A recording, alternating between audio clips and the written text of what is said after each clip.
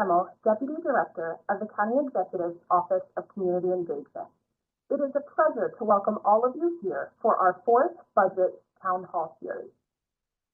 Community engagement is the hallmark of our County Executive's administration, bringing you, all residents, to participate in our county's budget process. Tonight, we continue with fiscal year 2023 budget discussions in District 3, hosted by your County Executive, Johnny Olszewski Jr., and your Council Member, Kach. After the County Executive's budget presentation, we will call on and unmute those that have signed up to testify in alphabetical order by first name. If you did not sign up in advance and would like to testify, please let us know in the chat feature of WebEx. The County Executive, the appropriate department head, or Councilman Kach will address your inquiries, concerns, and ideas. If we cannot answer a question tonight, we will have a coordinator from the Office of Community Engagement follow up with you. And now, it is my honor and privilege to welcome your Councilman, Kach.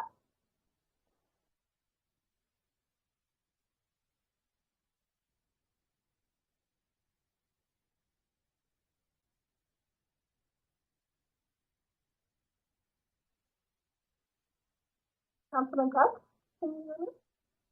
What? Yeah. Councilman, we are ready for you.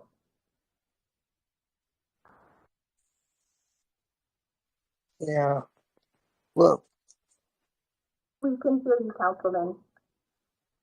Can you hear us? Hello? Hello? We can hear you, Councilman. Yep, we hear you, Wade. Oh, good, good. I've had some difficulty getting on. We're live, right? We're live. You're on, sir. So Andy just kicked it to you, Councilman. So you did not try to keep me off. I'm only kidding, only kidding. So anyhow, Johnny, I certainly appreciate this opportunity that you've given my constituents to express their concerns and needs for the 3rd District. I just want to make a few comments. First of all, when the county executive appointed our police chief, I said that that would be his most important appointment because crime, safety are in my opinion, are the #1 issues in Baltimore County. I speak to police frequently when I see them. And we've got to make sure when you see a policeman, you thank him or her for the job that they do. And I always let them know that I have their back. I've seen some tapes, they all wear body cameras.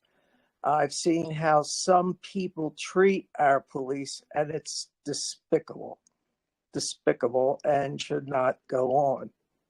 I want to thank this administration for their cooperation. Whenever there is an issue in our district, this administration is very easy to work with and in most cases solves our problems. Even though we're of different parties, have some very different views on some issues, that never gets in the way. And, because of this administration and this county executive, the needs of our district are being met. We're getting a senior citizen center at Hereford, which was in last year's budget.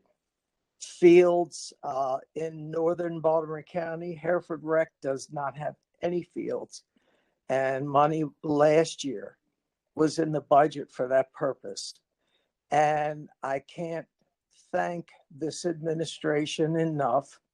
And I can't thank the many constituents who have brought these issues to my attention and have been such fantastic advocates. But the main thing, yesterday was a great day in our district, a great day.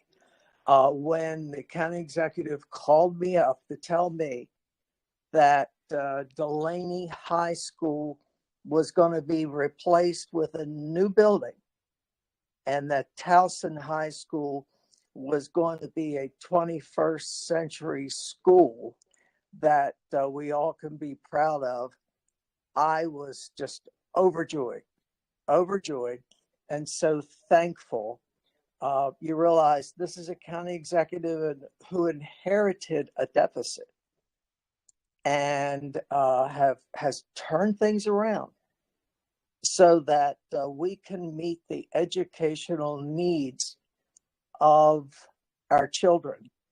And the Friends of Delaney, the job they've done to keep this issue before the county government, before the school board, I can't thank them enough. So, Mr. County Executive, I thank you. I will send you a list of additional things I think our district needs, but the first item on the list is a new Delaney in Towson. So actually, my list is a little out of date, and I'm very happy it is. And thank you, and I look forward to hearing your, an idea of what it is you're thinking of doing in 2023 budget. And please remember that government is there to protect people. And let's make sure, as I'm sure you have, that our police and our firefighters have every resource they need to keep all of us safe and secure in our area. Thank you very much. Well, thank you, Councilman, and appreciate your partnership and your leadership in D3 and across Baltimore County. Speaking of lists, I still very much remember our first D3 town hall up at the Maryland State Fair, where you literally handed us a very, very long list of issues that you and your residents and our residents wanted to see the county tackle. And I'm proud to report that working together with you, thanks to your leadership and your partnership and the advocacy of so many people in District 3 in Northern Baltimore County, we have made significant progress on many of those issues. And I think most of them. I think we together have resolved most of them. And, we never let politics get in the way. And I think the main thing that I really respect you for is the fact that when it comes to decisions regarding things that districts need, you don't let politics get in the way. You evaluate each need and determine what priority should be in place. And you're unfortunately an exception to the rule, because an awful lot of elected people will do what is politically advantageous. And you do things because you care about people, as I do. And again, I thank you so much.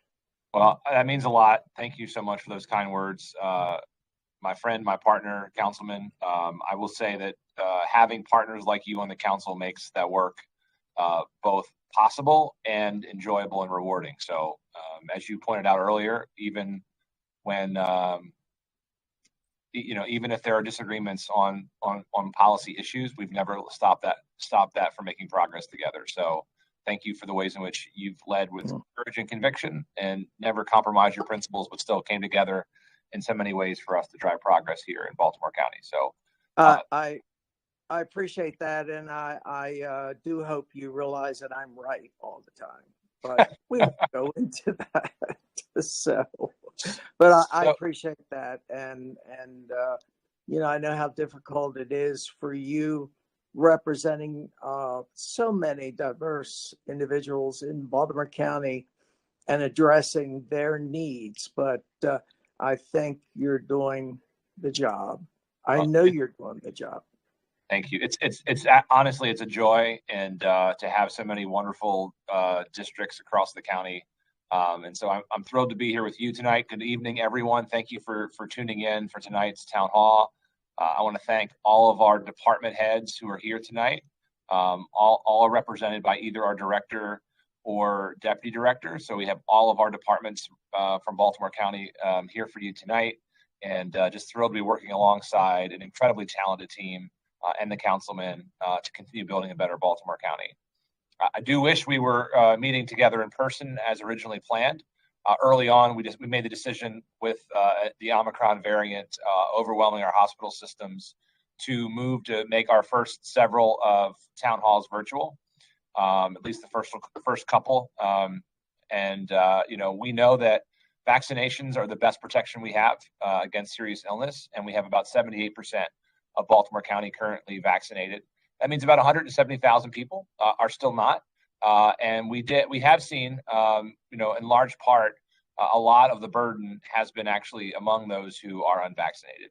According to the Maryland Hospital Association, as much as 84% of those we've had hospitalized are unvaccinated. And again, remember that 84% number is actually coming from the 22% of our population that is unvaccinated. So if you are not vaccinated, I just urge you to consider getting the shot.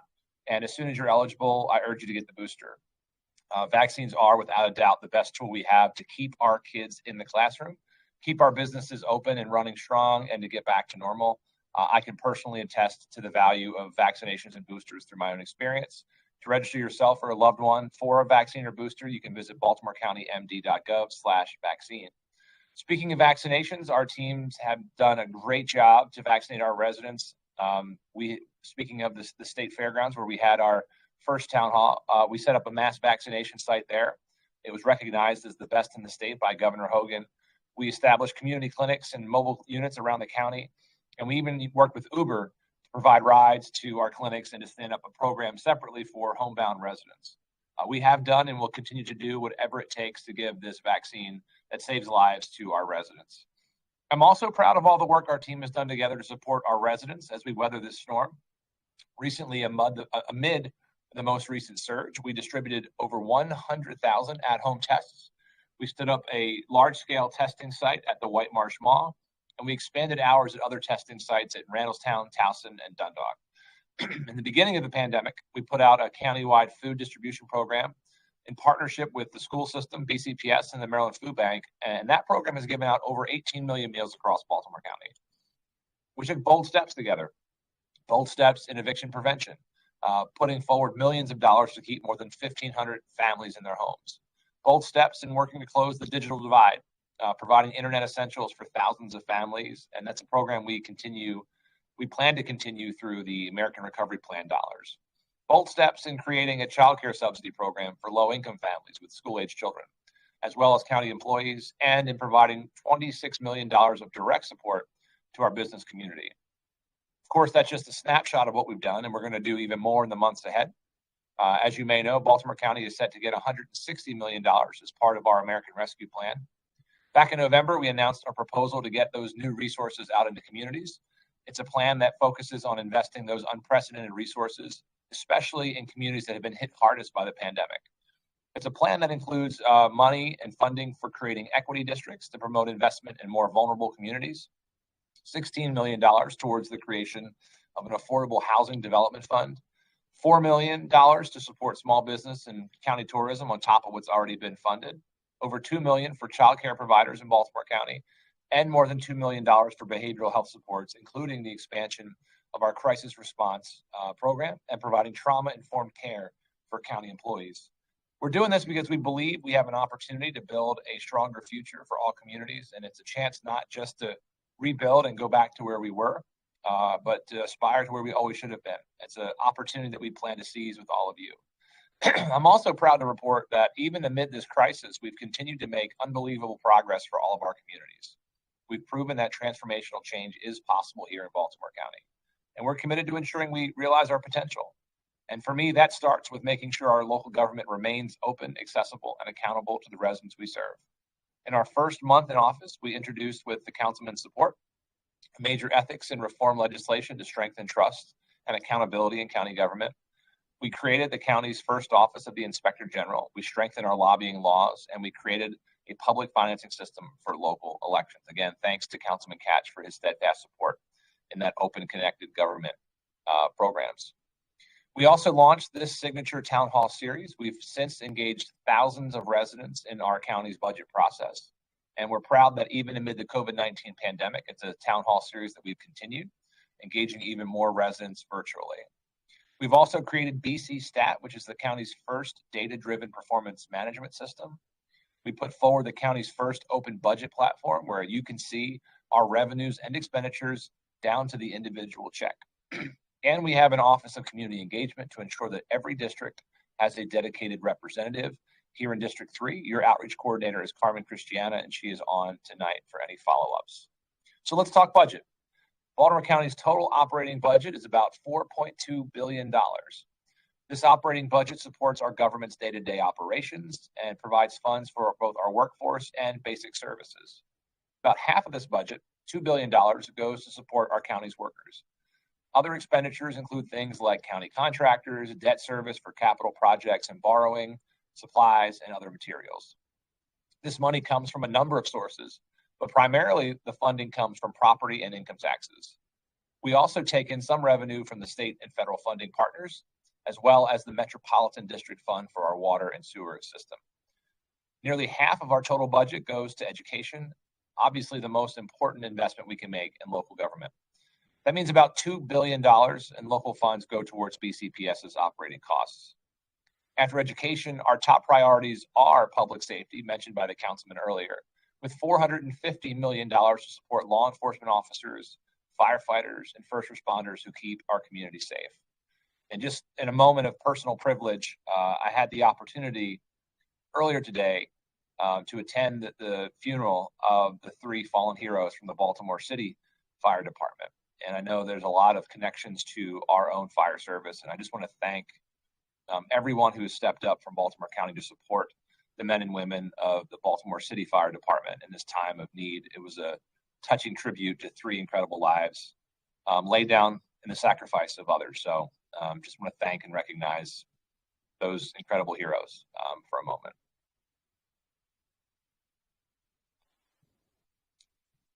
In addition to rightfully investing in public safety, we also invest significantly in public works, with over $450 million also going to support our local infrastructure, with investments in water, sewer, and roads. And just one example here is we put forward millions of dollars to replace the water main along York Road, an area that many of you know has had a number of water main breaks over the past months and years.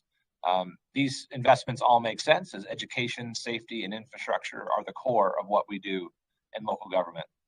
In addition to that operating budget, we also annually adopt our capital budget, funded largely by bonds, and supports school construction projects, police stations, community centers, and similar investments. You all may remember voting on local borrowing initiatives back in the last election in 2020, and that capital budget directs how that money is actually spent. About half of all of our capital funds repairs and improvements for our water and sewer systems, and these are some of the most expensive but essential responsibilities of government.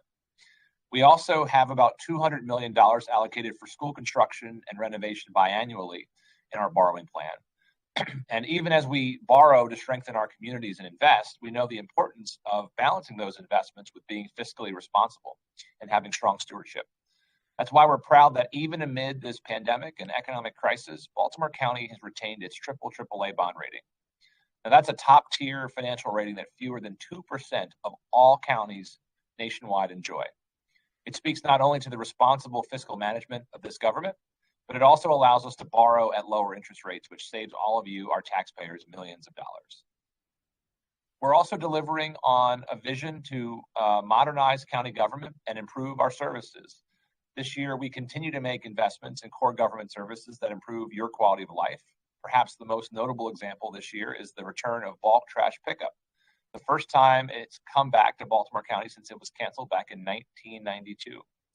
In addition, we are revamping and reimagining our code enforcement approach.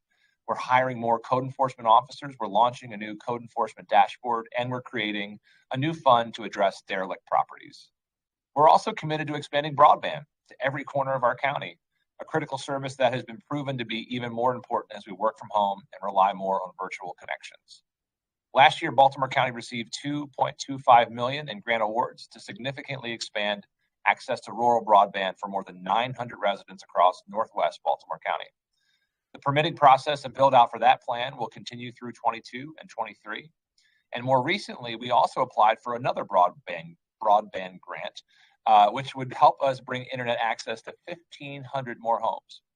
With grant announcements expected to be announced in March and build out plan to go through 2024, we are hopeful that this grant is awarded and we can do even more for District 3. As we work to strengthen our neighborhoods, we're also working to build a robust local economy.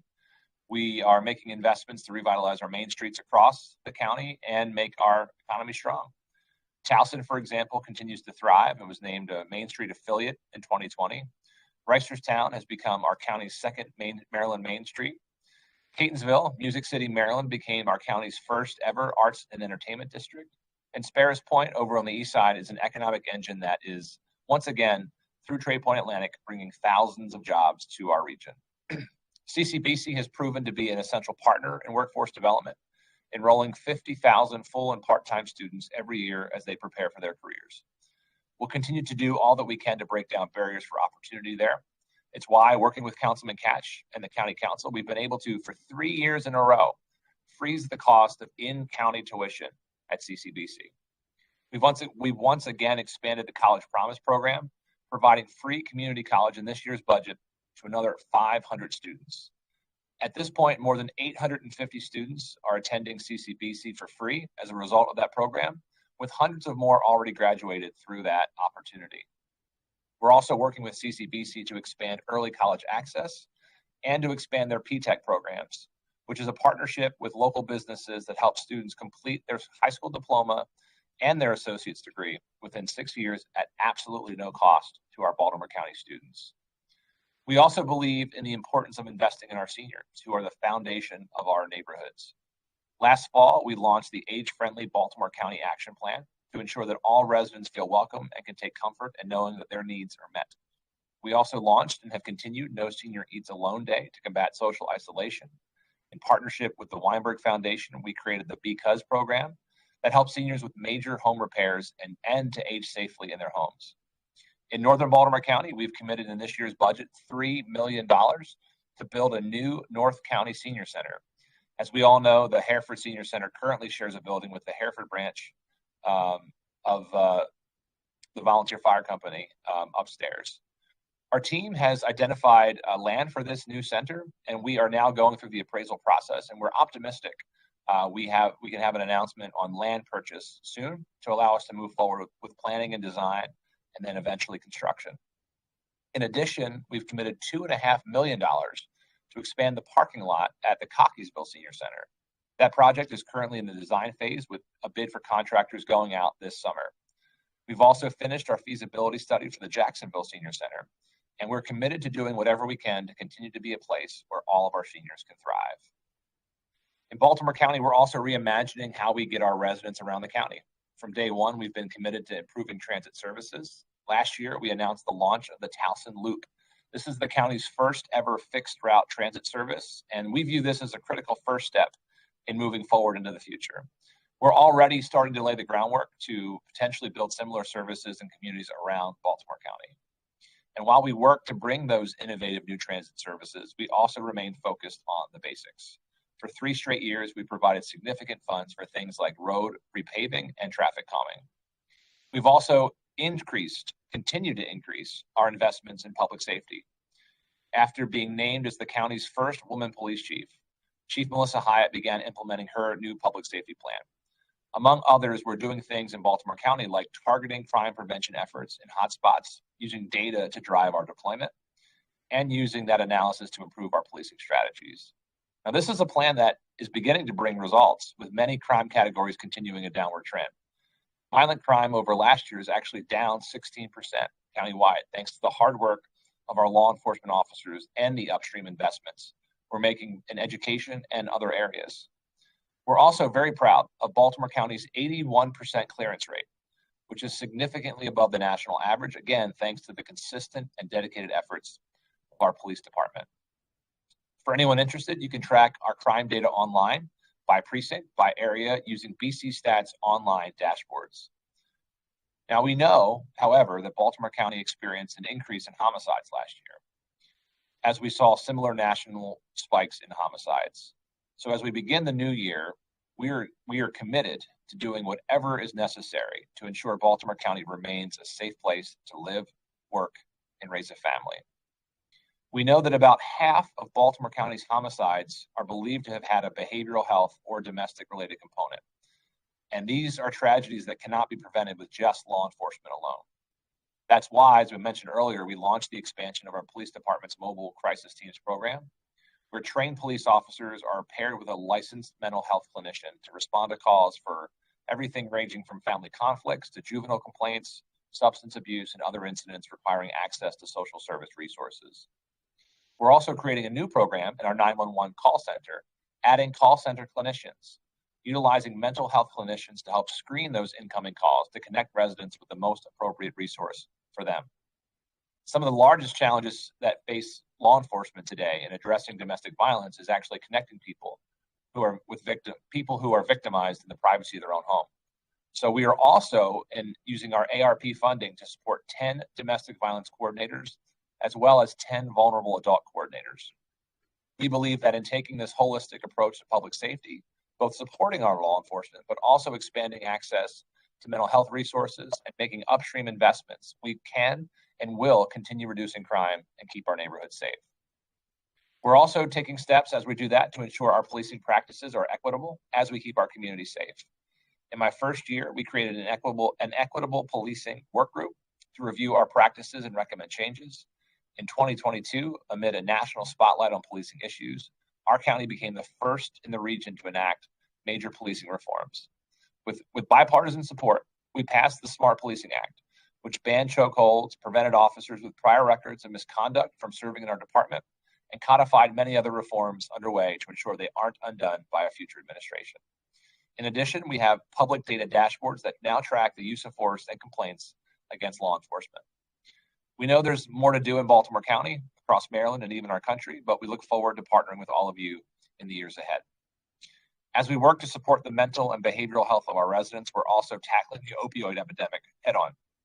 We've expanded harm reduction services like syringe service programs and drug take-back boxes. We're also increasing access to treatment, working with Gaudenzia to open our county's first new treatment center in Owings Mills back in 2020. And we're partnering with Sheppard Pratt to develop a first-of-its-kind hub-and-spoke model for treatment at Sheppard Pratt. It's a model that provides comprehensive care for individuals experiencing addiction and mental health conditions. The county is in the process of building our own hub-and-spoke model for treatment, which will connect those seeking help with a network of healthcare providers. We will continue to do whatever we can to address this ever-changing epidemic. Baltimore County is also taking big steps to build a more sustainable future. That starts with getting the basics right. So recently, we actually restarted the county's glass recycling program. That was discontinued back in 2013. But that was just the beginning, so we didn't stop there. We also created the county's first chief sustainability officer to coordinate and work to promote green energy, combat climate change, and protect our environment.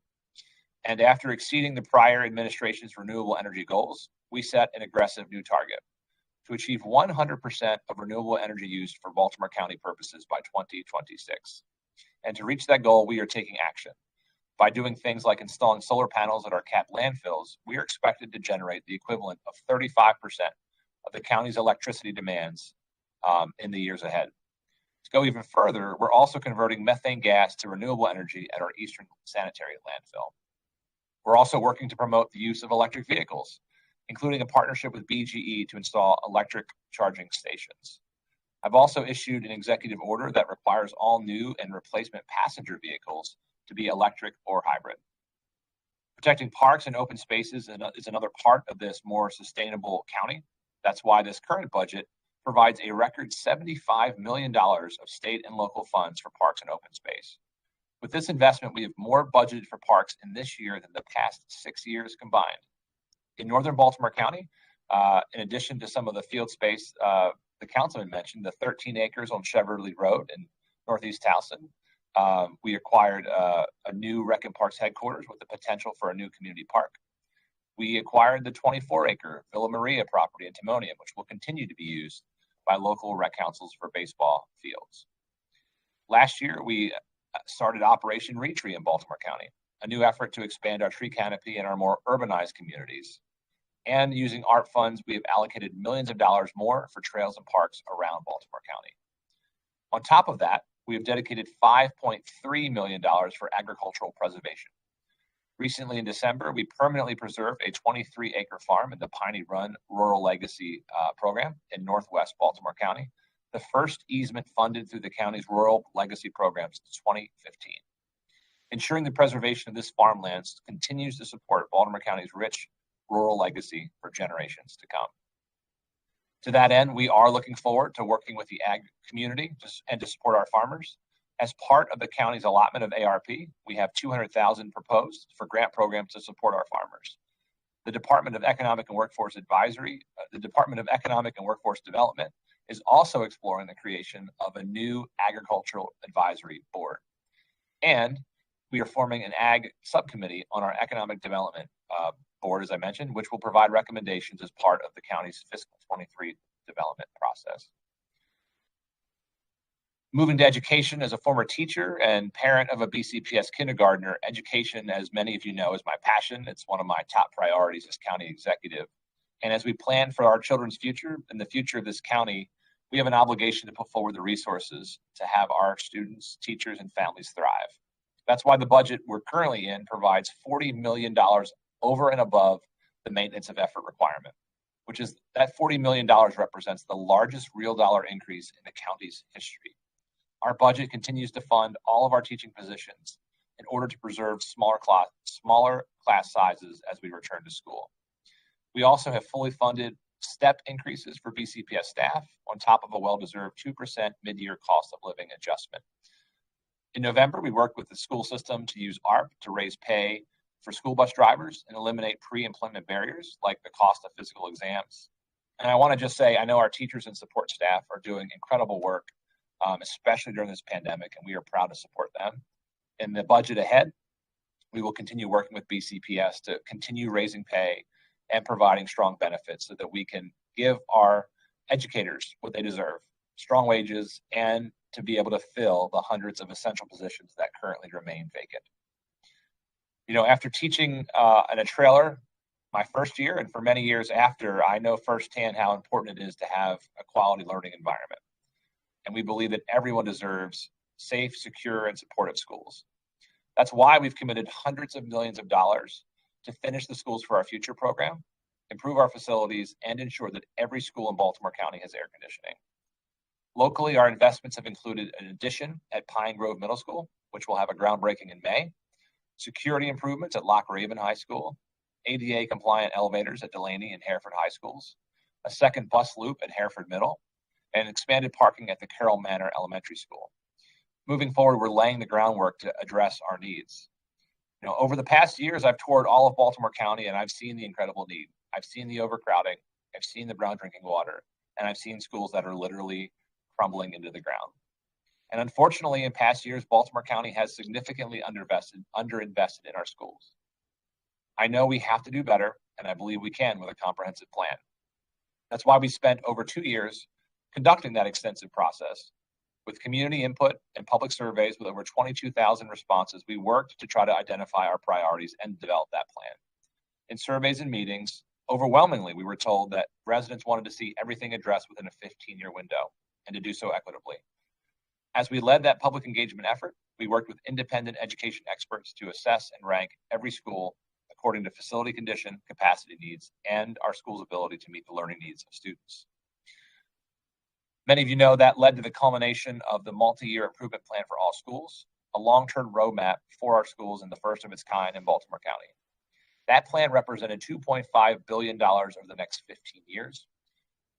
In and of itself, it's transformational in terms of impact and investment. It ensures that every school gets meaningful investment and it's paid for with funding mechanisms. But let's talk about a few of the highlights. It provides a place for every student within the school building. It ends the practice of placing children in trailers within a decade. It funds overdue modernizations at schools across the county. Now, I want to just jump in on what Councilman Kach mentioned earlier. For years, we know that conversations about the future of Delaney and Towson high schools have been top of mind for residents of the 3rd District. And late last year, we wrote to the state sharing some of the fiscal and historical constraints on those projects, but noted that we were pushing for, and with additional state resources, Baltimore County aspired to raise the bar. So tonight, I'm pleased to reiterate the good news. After meeting with those state leaders, including Governor Hogan, Speaker Adrian Jones, and Senate President Bill Ferguson, we were thrilled to see the governor put forward $1 billion towards school construction this year. As a result of that new commitment, as well as a greater than originally anticipated level of funding through the Healthy School Facility Fund and the Built to Learn Act, Baltimore County can and is now accelerating projects across the county and investing more in those projects, including Delaney and Towson. So tonight, we're proud to reiterate and say that thanks to these additional state funds, Baltimore County is ready to move forward with plans for a new Delaney High School and a like new Towson High School. Moreover, I plan to include planning and design money in this year's budget for both projects. We know that these have been two projects that have been in the works for years and have been top priorities for my administration and for your councilman. We're proud to now be able to take those next steps towards bringing them to reality while maintaining our administration's commitment to that equitable roadmap and raising the bar for all of our kids. So in the meantime, we look forward to learning more about the additional details of the newly announced state partnership, but we'll continue to work with all of our state leaders to secure as much money as possible for Baltimore County. Meanwhile, we're also continuing to move forward with plans to address overcrowding at a number of elementary schools, including Carroll Manor, Timonium, 7th District, 5th District, Riderwood, Pretty Boy, Lutherville, and Cromwell Valley. We've commissioned a study for the Northeast area to address the significant overcrowding and provide much needed relief to both Loch Raven and Perry Hall High Schools. And we're taking steps to modernize our schools with funding to redesign open plan schools, which not only pose security risks for students, but create unnecessary distractions to learning. In District 3, we plan to commit funding to renovate open schools at 7th District Elementary School, Pine Grove Elementary, and Pine Grove Middle. These schools will receive capital investments that will improve the learning experience and safety for all of our students. My iPass also makes career and technology education and STEM education a priority. It includes funding for community schools and our special and alternative schools. Now, I want to be clear. The My iPass plan provides a solid baseline, but it's also based solely on existing funding, and it was proposed to scale to meet our budget.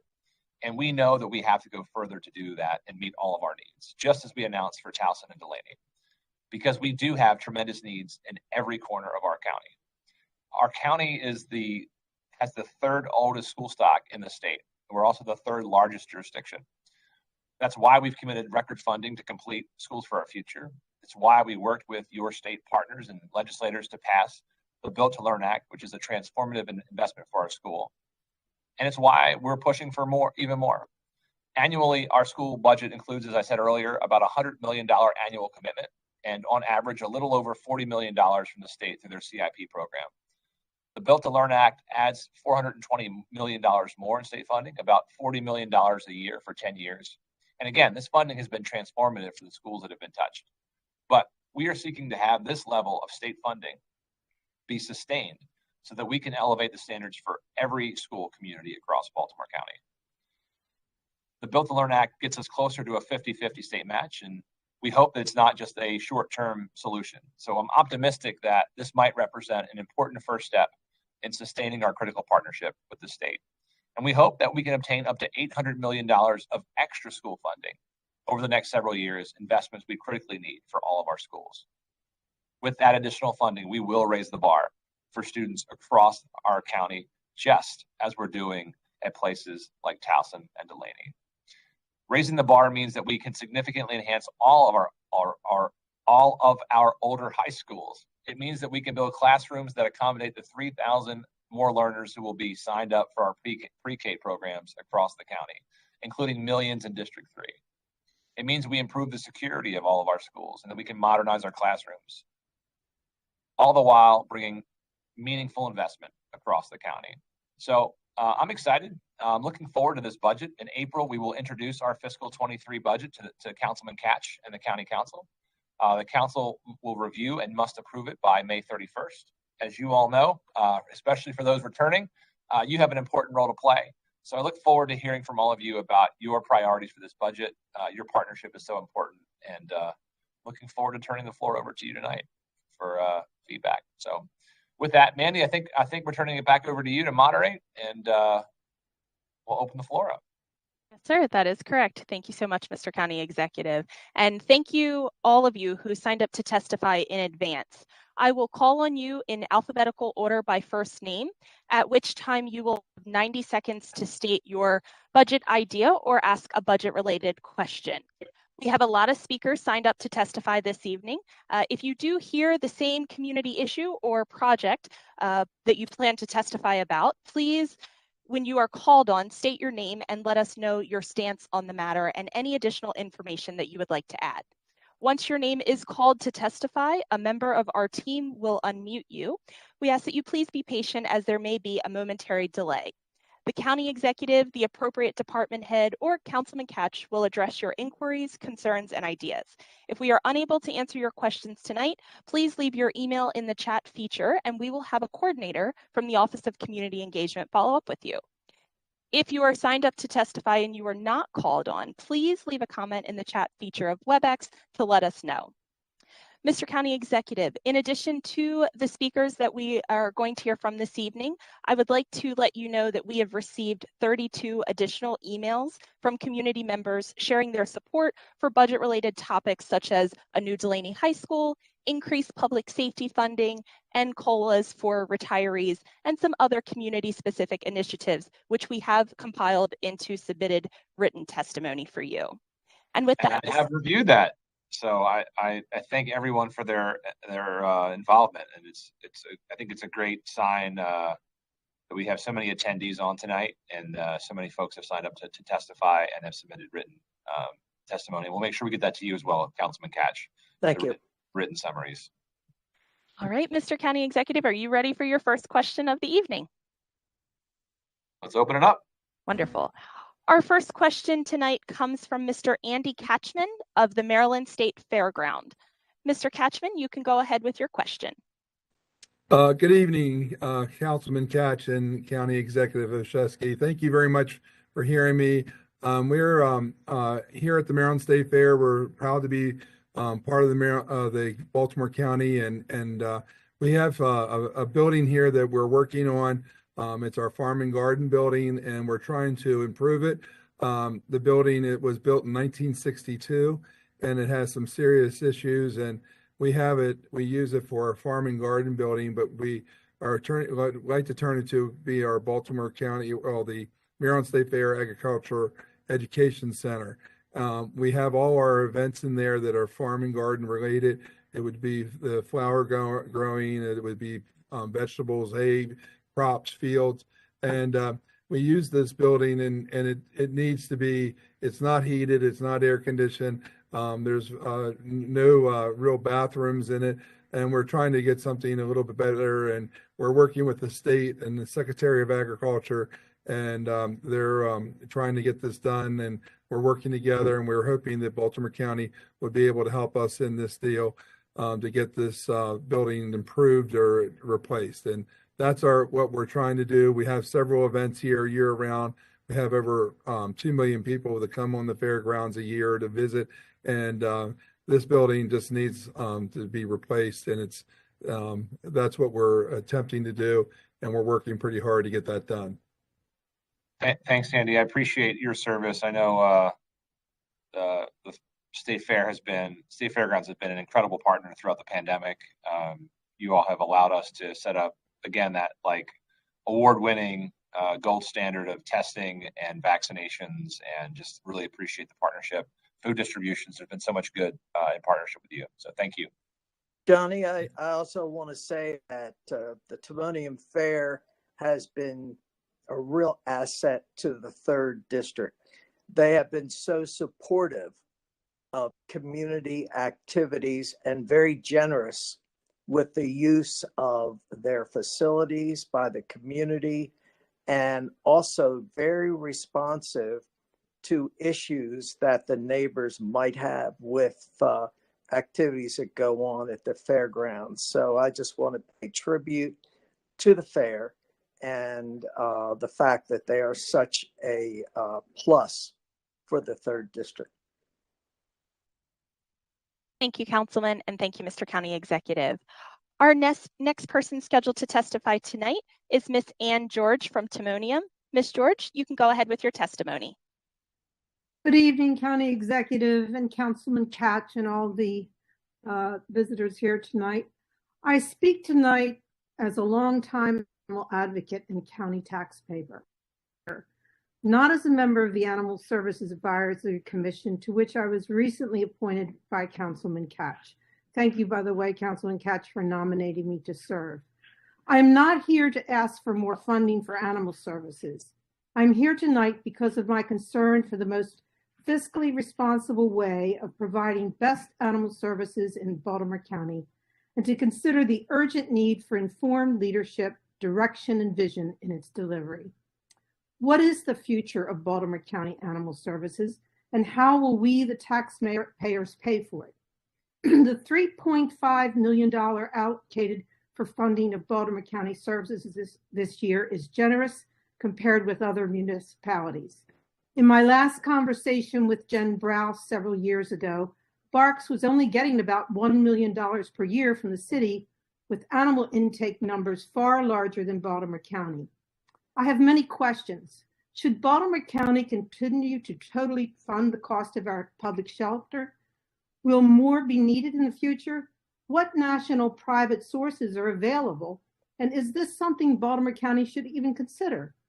Contrary to the conclusion of the study done 3 years ago by an outside consulting group, is there now a successful existing nonprofit with a proven track record in providing animal services that might be interested in entering in a PPP, a private-public partnership?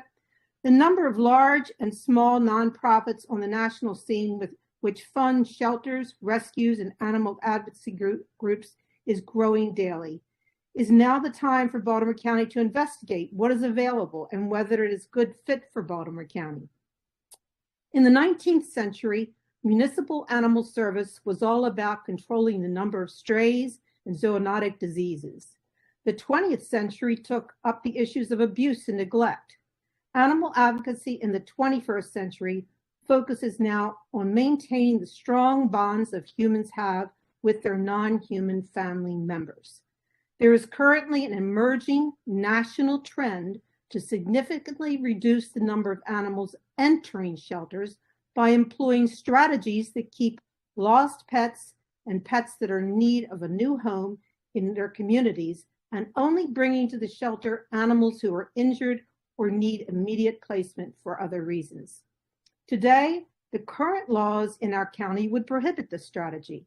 This causes overcrowding in shelters and forces the staff to euthanize animals in their care. Citizens who find stray pets are required by law to take them to the shelter in remote Baldwin within 24 hours.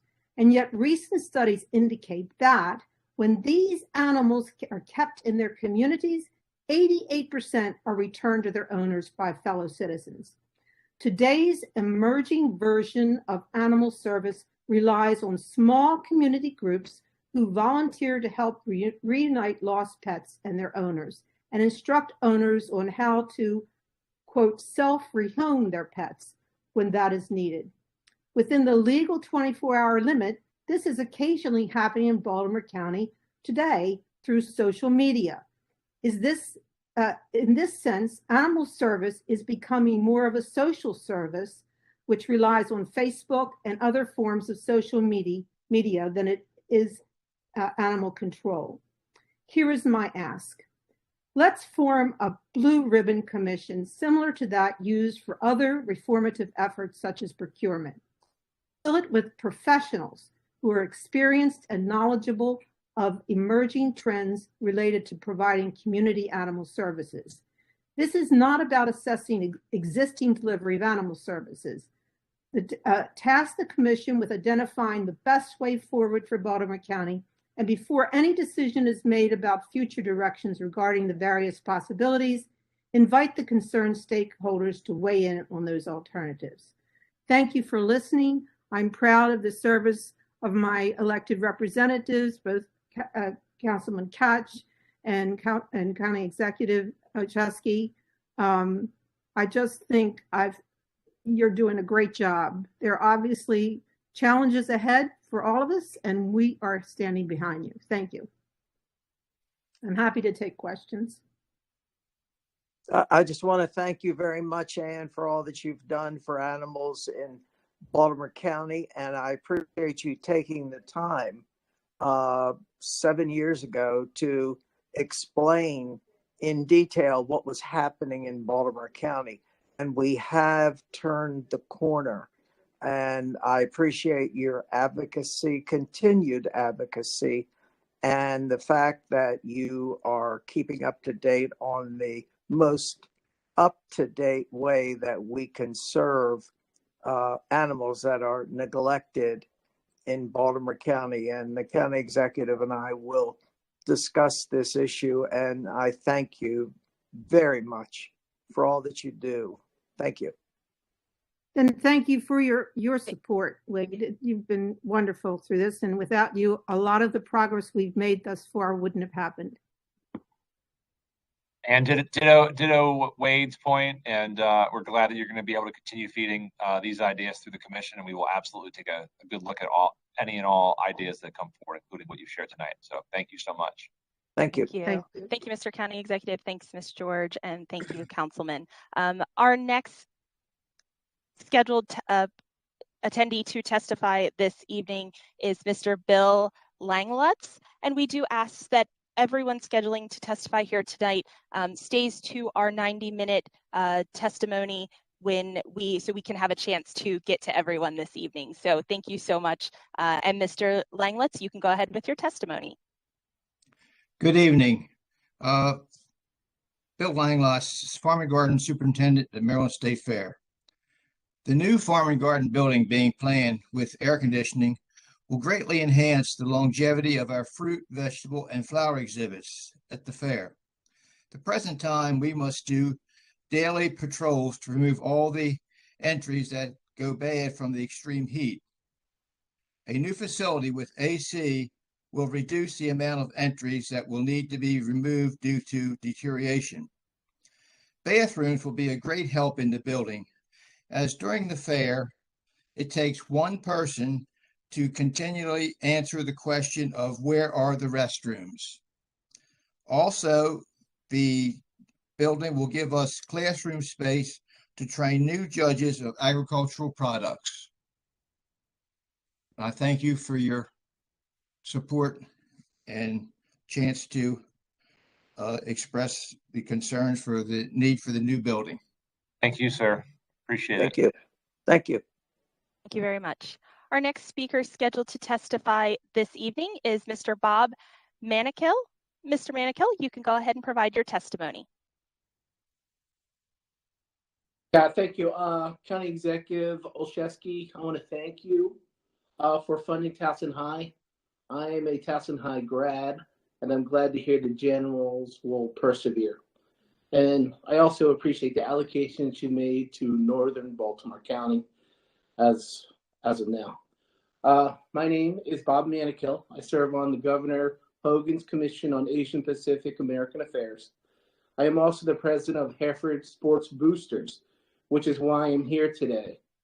Over the course of the last several years, we have seen the tennis courts and outdoor track at Hereford worsen, and in the last few years deteriorate exponentially.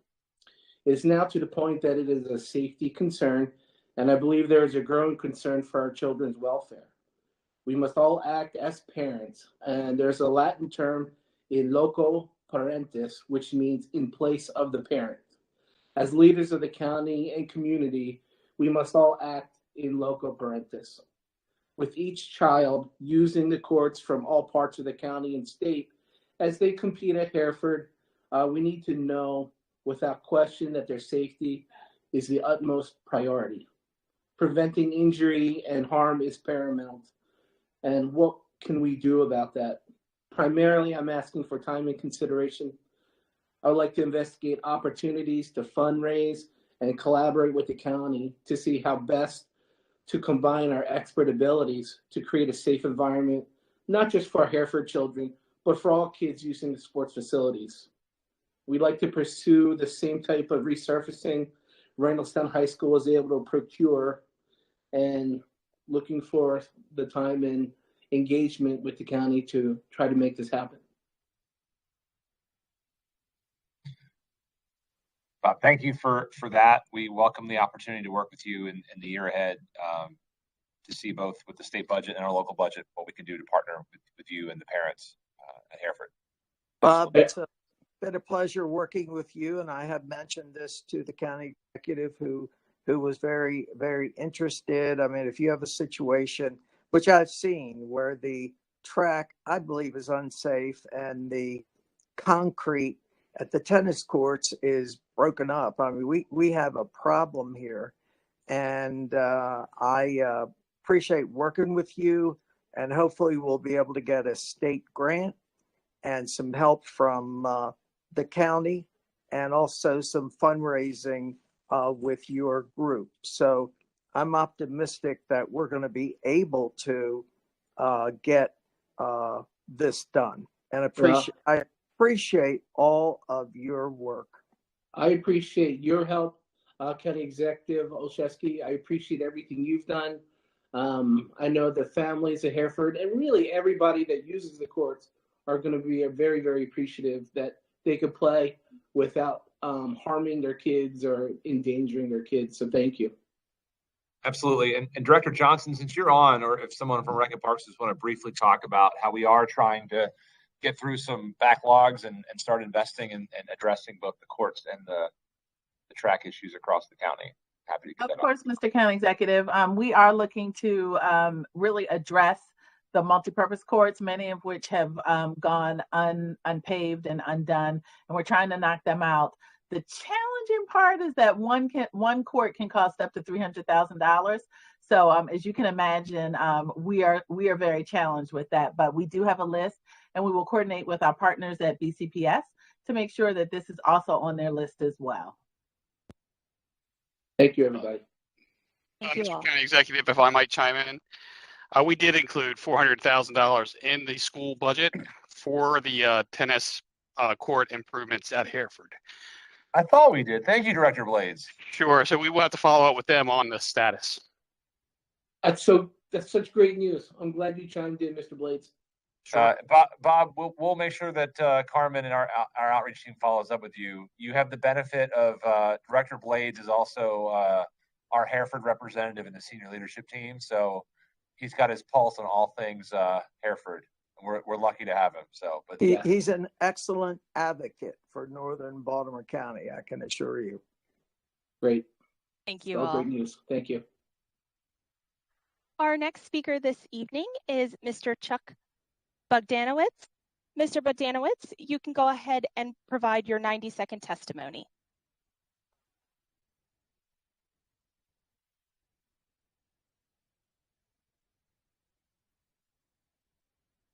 Mr. Bogdanowicz? Yes. There we go. You can go ahead with your testimony. Okay. Good evening. My name is Chuck Bogdanowicz, and I'm the Vice President of the Jacksonville Senior Center Council. I am here tonight to support and request the county to appropriate funds for the construction of a new Jacksonville Senior Center building. Due to our increased membership of over 1,000 members, the Department of Aging has reclassified us from a community center to a regional center. However, because of our limited space, we cannot offer the variety or scope of services that a regional center would normally provide. The county has already completed a feasibility study on constructing a new building and developed a preliminary site plan, budget, and building layout. Fortunately, a new building can be built on the existing county property, and we would utilize the existing parking, infrastructure, and curb cuts. We could occupy our existing building during the new construction. And as an added bonus, the Department of Rec and Parks, who share this site, could occupy our space when we move.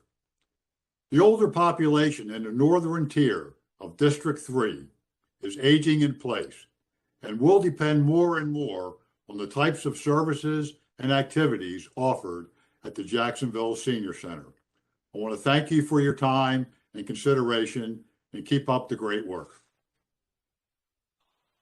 Thank you so Thank you. much, sir. Thank you very much. Thank you, everyone.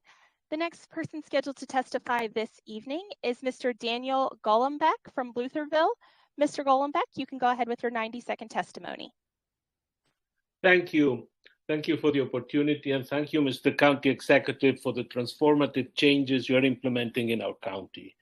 I want to ask you that when you formalize the capital improvement budget, you include more sidewalks. We need a walkable community. People walking interact more with neighbors, creating stronger, healthier, and safer neighborhoods. Thank you. Thanks, Danny. It's good to hear from you. And I do want to just give, I don't know if Director Walker, I see Director Walker, who is working with us on any number of sidewalk projects. And I think that what we're trying to do is get the department to a place where we actually have a community fund where we are tackling these issues of walkability. But Director Walker, do you want to chime in a little bit on this issue and this topic? Thank you, Mr. County Executive, and thank you for the request for additional sidewalks. As you know, connectivity is very important to the county executive and this administration. We did present during our presentation to the county executive a new innovative look at how we do connectivity around the county and asking for additional funding associated with sidewalks in the county. So we are putting a plan together to institute more sidewalks in the county and more ADA branches associated with those sidewalks. So we hear you loud and clear.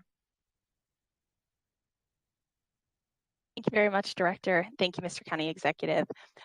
Our next speaker this evening is Mr. David Gordon from the Maryland State Fairgrounds. Mr. Gordon, go ahead with your 90-second testimony. Good evening, Council Executive Olszewski, Councilmember Kach, and members of staff. As others have said earlier tonight, I'm here to request budget consideration for the renovation of the Farm and Garden Building at the Maryland State Fair.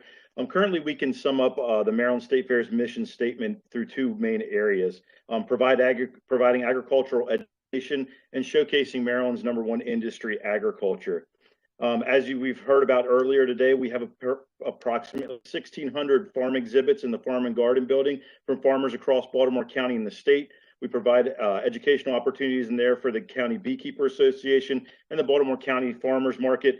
And because the building's age and deterioration, it is becoming less than an adequate place to showcase these wonderful projects and products that are created in the county. Also, we are in great partnership with ag education programs and currently host Pinewood Elementary at our site. And with a more adequate building, we hope to grow this program and to be able to host more of the county schools to provide ag education opportunities year round. In short, currently the building is aging and deteriorating and is starting to become require extreme maintenance costs. We are looking to replace the building with a reasonably cost building that would increase the functionality for exhibits, programs, and community events that we could host at the Maryland State Fair. Thank you again for the county partnership that we enjoy together, and thank you for the consideration of this request. Thank you so much. Thank you. Next on our list, we have Ms. Deborah Bacharach scheduled to testify. Ms. Bacharach, you can go ahead with your testimony.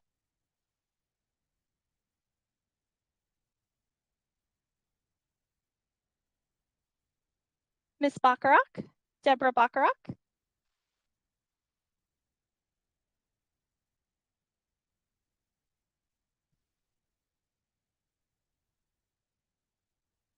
We will go ahead and make sure that you are unmuted. Ms. Bacharach, are you able to hear us? Okay, we will work to come back to her. Next, we have Miss Donna Myers from the Maryland State Fairground as well. Ms. Myers, you can go ahead with your testimony.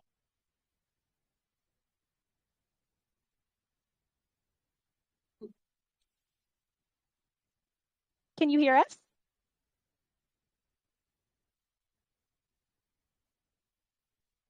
Ms. Donna Myers.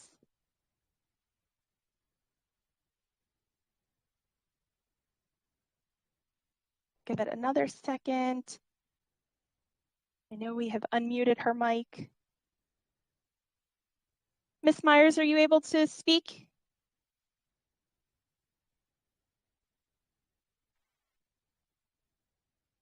Okay, we will come back to Ms. Myers. Next, we have Ms. Elaine Kashmir of Cockeysville. Ms. Kashmir, you can go ahead with your testimony. Ridge Park user for many years. I am dismayed by the neglected state of the nature center. Dim lighting, buckets under leaky roof drips, exhibits that need repair and updating, and the hardworking staff who create wonderful and informative programs are in cramped and unair-conditioned spaces. Now, instead of improvements, there seems to be a plan to bring a commercial company to the park and give them acres of forest to build a pricey attraction that can only be accessed by the well-off. This park is a special place precisely because it is a large tract of undisturbed, maturing forest. Programs here are aimed at exploring nature as it is, not as something to be conquered. These programs are at little to no cost to the public and educate and excite thousands of school kids throughout the year. During the pandemic, more and more people are walking the quiet trails in peaceful contemplation or family togetherness.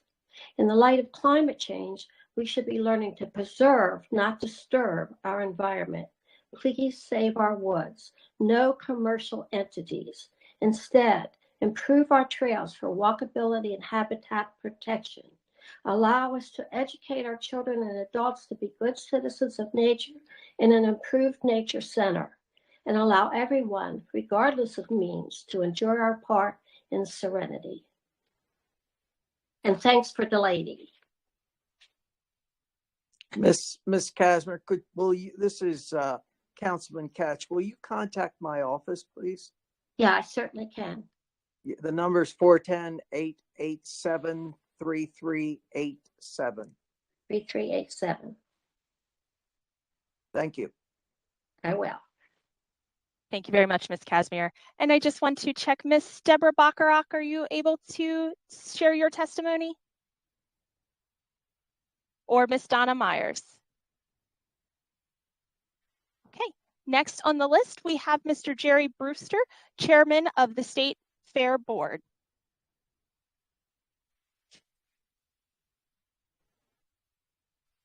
Mr. Brewster? Hello? There you go. We can hear you. Okay, great. I'm Gary Brewster, the chairman of the board of the Maryland State Fair. I want to start by thanking County Executive Olszewski and Councilman Kach and your entire team that are on this call. You all have been absolutely terrific partners. It's one of the reasons why the partnership between the county and the State Fairgrounds won the 2021 National Award in San Antonio, Texas, for all of the exposition halls and convention centers and fairs throughout the entire country for the #1 effort to combat the coronavirus pandemic. Everything from the testing to the vaccinations, the food distribution, to the Red Cross blood drive, emergency staging, working with your Baltimore County Health Department, who did a great job. Everything was just great. That brings us to our ask. We don't have enough new modern air-conditioned buildings on our campus. Your health department, when they're doing testing and vaccination, needed to move out of the Cow Palace because it's not air-conditioned to the 4-H hall. Just recently, within the last month, we partnered with your team again to distribute test kits, but we had to put them in the horse sales pavilion near there because of, again, we have parking, we have location, we're on the interstate, we have a light rail stop, but the lack of modern buildings. Baltimore County's own independently commissioned Johnson Consulting Group said that if the Maryland State Fairgrounds were modernized, got modern buildings, it would generate an additional $60 million a year to the local economy. You know yourself, Mr. County Executive, you tried, and the Chesapeake Bay Boat Show tried for 8 years. They were on a waiting list for 8 years to get to our campus. And in their previous location, they had to send a lot of their profit out of state. Now that they've come to the fairgrounds and we're a nonprofit, all that money stays in Maryland. Any money that comes to the fairgrounds goes to service the people of Baltimore County and goes to service all of Maryland. So we thank you, County Executive Olszewski. We thank you, Councilman Kach, and we're hoping that we can get a new air-conditioned building with working bathrooms so we can continue to be of service to the citizens of Baltimore County, from Dundalk to Catonsville, from Towson to Hereford. We serve them all, and we look forward to doing more with your help. Thank you. Thanks, Gary. Appreciate your partnership and your friendship.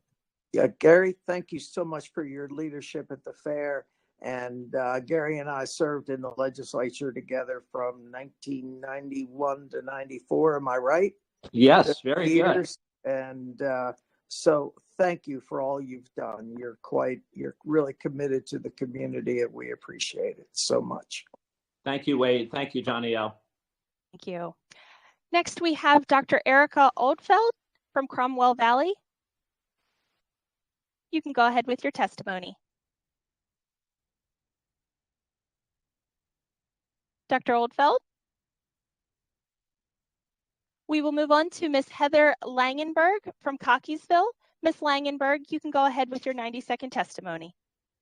Hi, my name is Heather Langenberg, and my son is a 10th grader student at Delaney High School. So I was originally going to speak about why Delaney needed a replacement high school, but instead I wanted to thank you profusely from the bottom of my heart, and I'm sure from many other parents, teachers, and students, that we are so thankful for your announcement yesterday that you are going to have a replacement high school for Delaney. And I know we've waited 7 years for it, but all of our petitioning and all of your help has gotten us there. So thank you. With that, I have a couple questions. In terms of, you had mentioned that planning and design money was going to be in the budget for this year. Do you have any other time frame in terms of when you intend to break ground or when the schools would hopefully be completed?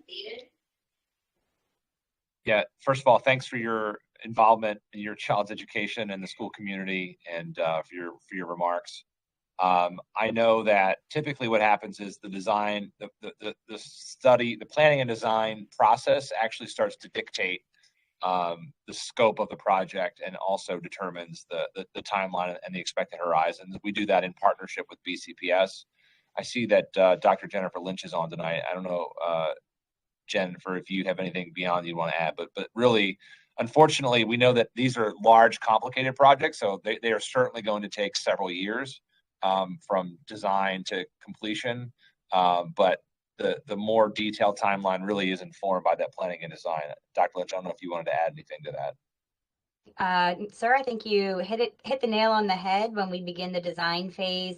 As that unfolds, the scope of the project will be more clear, and with that, throughout that process, they'll have a better idea about when construction would start, and then a proposed finish date as well. But that would be probably closer to the end of the design process. Would that, just a follow-up question, do you think that the design process would be completed by the end of 2022? I think that is a question that I will direct to BCPS about the length of time.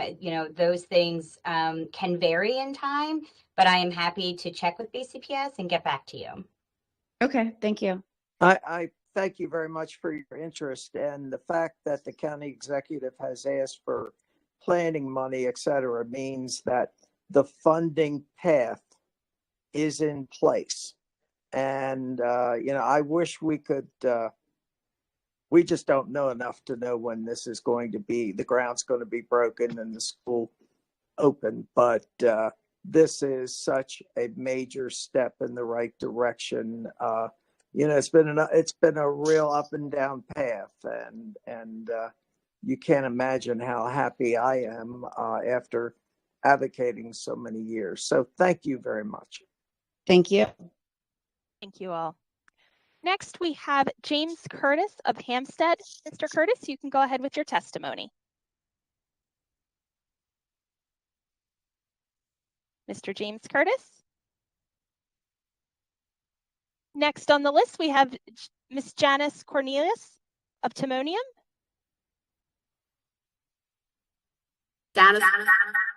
Janice Coronis, and I am the Vice President of the Baltimore County 4-H Fair. which is held at the Millennium Fairgrounds in the Cow Palace in July. A new ag building would be so much help as far as teaching the kids. We would have more classrooms. There'd be bathrooms. It would just be so much easier. And I think we'd be able to make a much better displays during the county fair. And thank you. Thank you very much, Ms. Coronis. Next, we have Mr. Jeffrey Budnitz. Mr. Budnitz, you can go ahead with your testimony. Good evening, everyone. I'm here in my capacity as a multi-decade volunteer for Baltimore County Rec and Parks. The first item I would like to bring up would be increasing the Department of Recreation and Parks annual budget on a going forward basis to bring the department in line with operating and capital budgets of surrounding counties, recreation and parks budgets on a per resident basis relative to that. The department historically has been grossly underfunded to prior administrations relative to actual taxpayer demand on services and facilities, and underfunding that has only been recently remedied through the leadership and wisdom of County Executive Olszewski and the balance of his administration.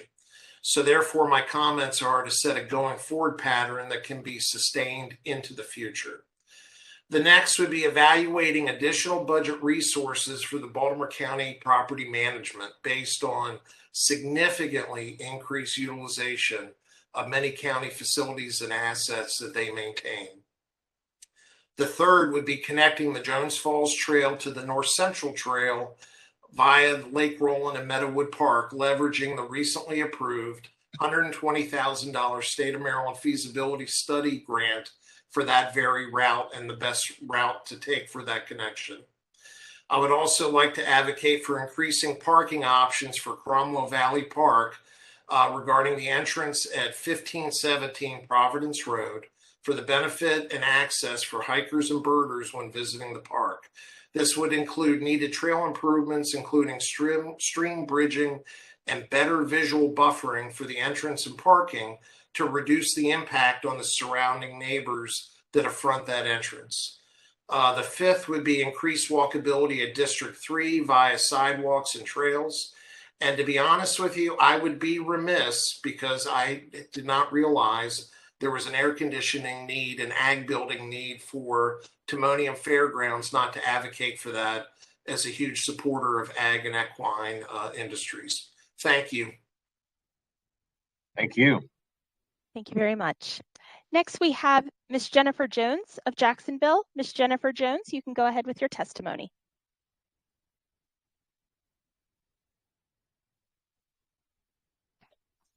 Good evening. My name is Jennifer Jones, and I'm a member of the Board of Directors of the Jacksonville Senior Center of Northern Baltimore County. We are requesting approval of $4.5 million for the building of a new senior center on land adjacent to our current center. Prior to COVID-19, our current senior center had difficulty accommodating our 1,500 members.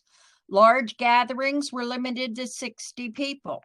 The Jacksonville Senior Center Macadamia Nut Sing-Along Folk Group performs free concerts throughout the northern tier of Maryland. We have 11 members and include guitars, portable keyboard, amplification equipment, soundboard, microphones, and stands. We are unable to perform, rehearse, or store our equipment at the center due to a lack of space. The last train garden, for which we are very well known, as the county executive knows, hosted over 7,000 people over the course of the month of December. During that period, any other large gatherings were prohibited as it used the largest community room.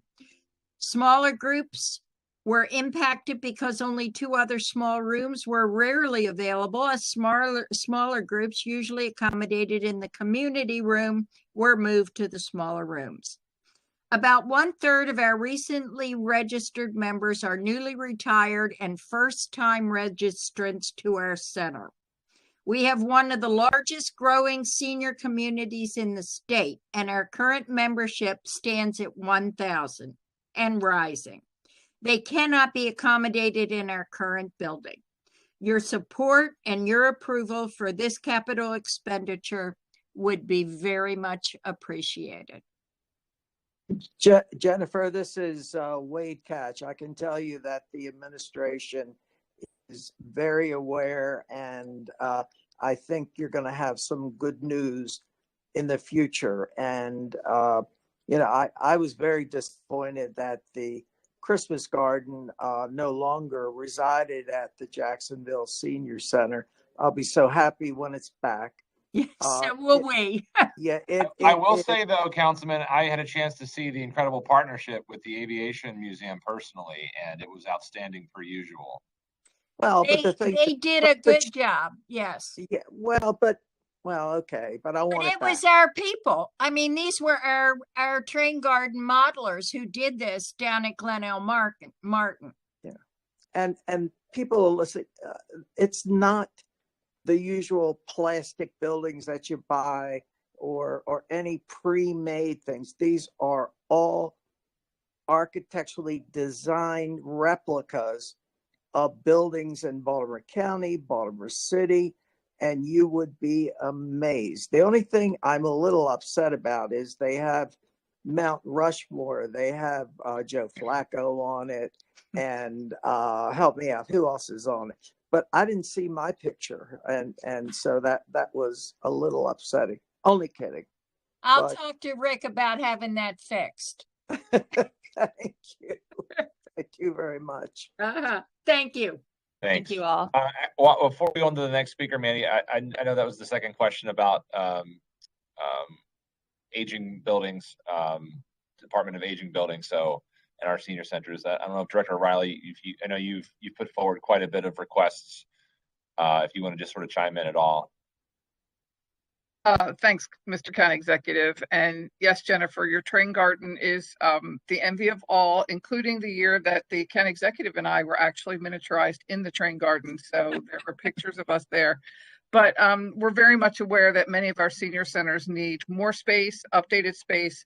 Jacksonville is on our radar. Obviously, we've gone through the feasibility study and are next working on the design phase. So believe me, you have not been forgotten. We're very much aware that you need many, many, many, many more square feet.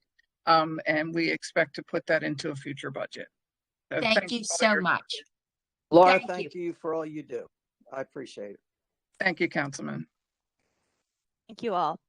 Next, we have Ms. Jessie Yeager from Lutherville. Ms. Yeager, you can go ahead with your testimony.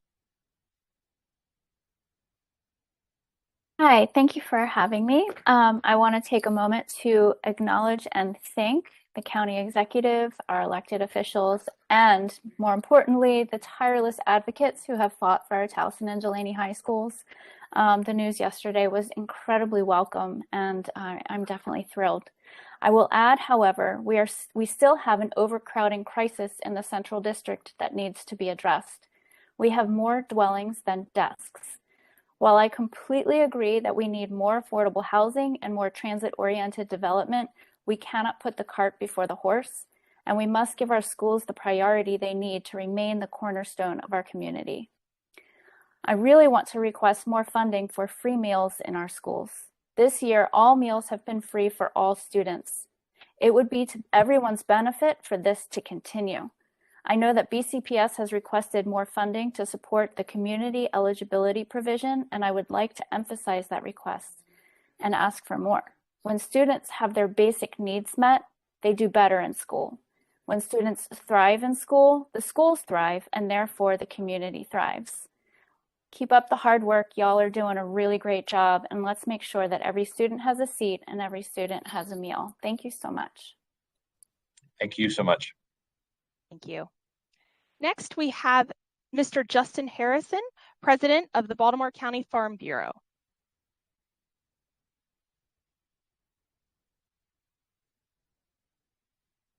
Thank you, Mandy. You're welcome. County Executive Olszewski, Councilman Wade Kach, thank you very much for the opportunity here. There's been some very good testimony, I think, earlier this evening regarding the need to revitalize part of the Maryland State Fair. Mr. Cashman spoke earlier And I had a chance to speak with him earlier this week and learned a little bit about the program. And I know that for Baltimore County Farm Bureau, we are 100% behind them in the efforts to revitalize that space. I really do believe it is an epicenter for agriculture. But I think in light of that, one of the areas that I would like to address is the need for ag education. And specifically keeping the Ag Center there on Shawan Road, a center for and about agriculture. County Executive Olszewski, I think you can relate to me. I have a 3-year-old daughter at home, and I'm very fortunate to wear a lot of different hats. She knows that as a farmer, if I go out on the tractor, we're going to go and feed cattle, and she gets to sit with me right there in the jumper seat in the tractor. I also am the owner, operator, and brewer of Pharmacy Brewing. We're located up in Butler, and she knows that if I'm up on the platform and I'm working, she knows that there's one tank that's next to me. That's for people.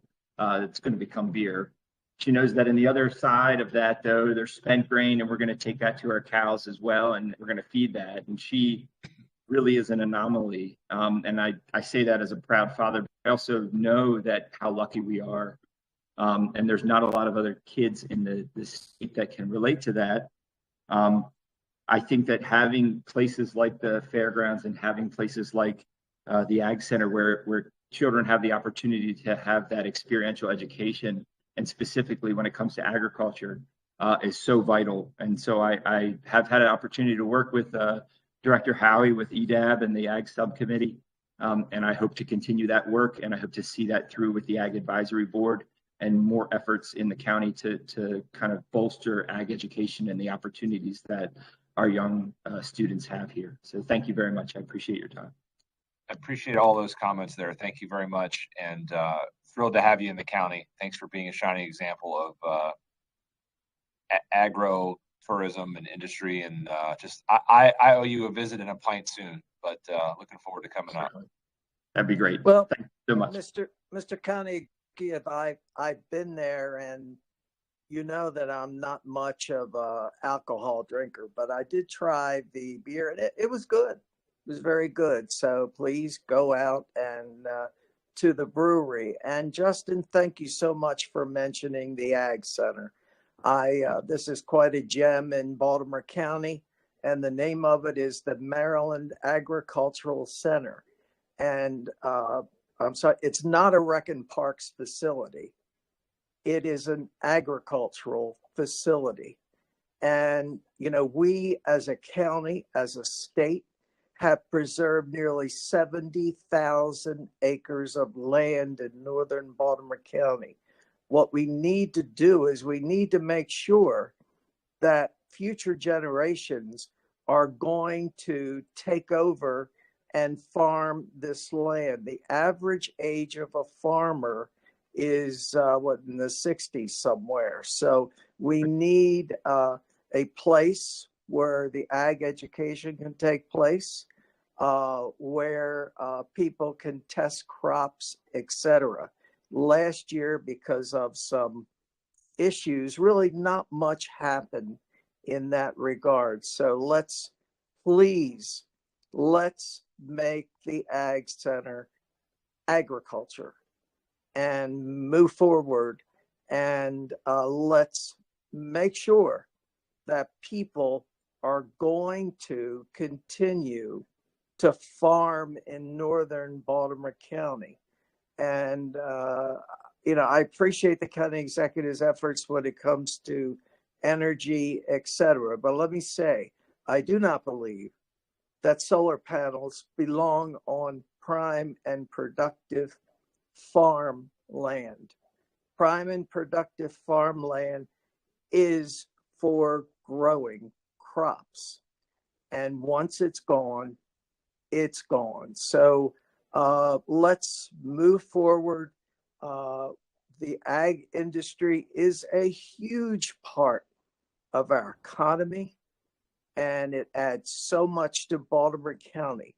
And, I know the county executive has appointed a member of his staff to work on these issues, and I appreciate the efforts that she has made. So let's go forward with really fulfilling the goals at the Ag Center. Thank you very much. Thank you. Thank you. Next, we have Dr. Erica Ofelt. Dr. Ofelt, you can go ahead with your testimony. Hi.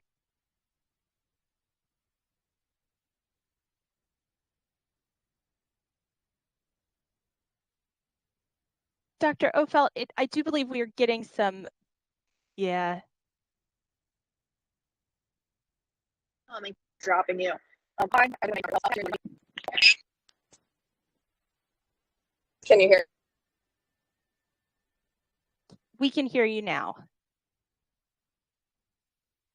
So you can hear me now? We can.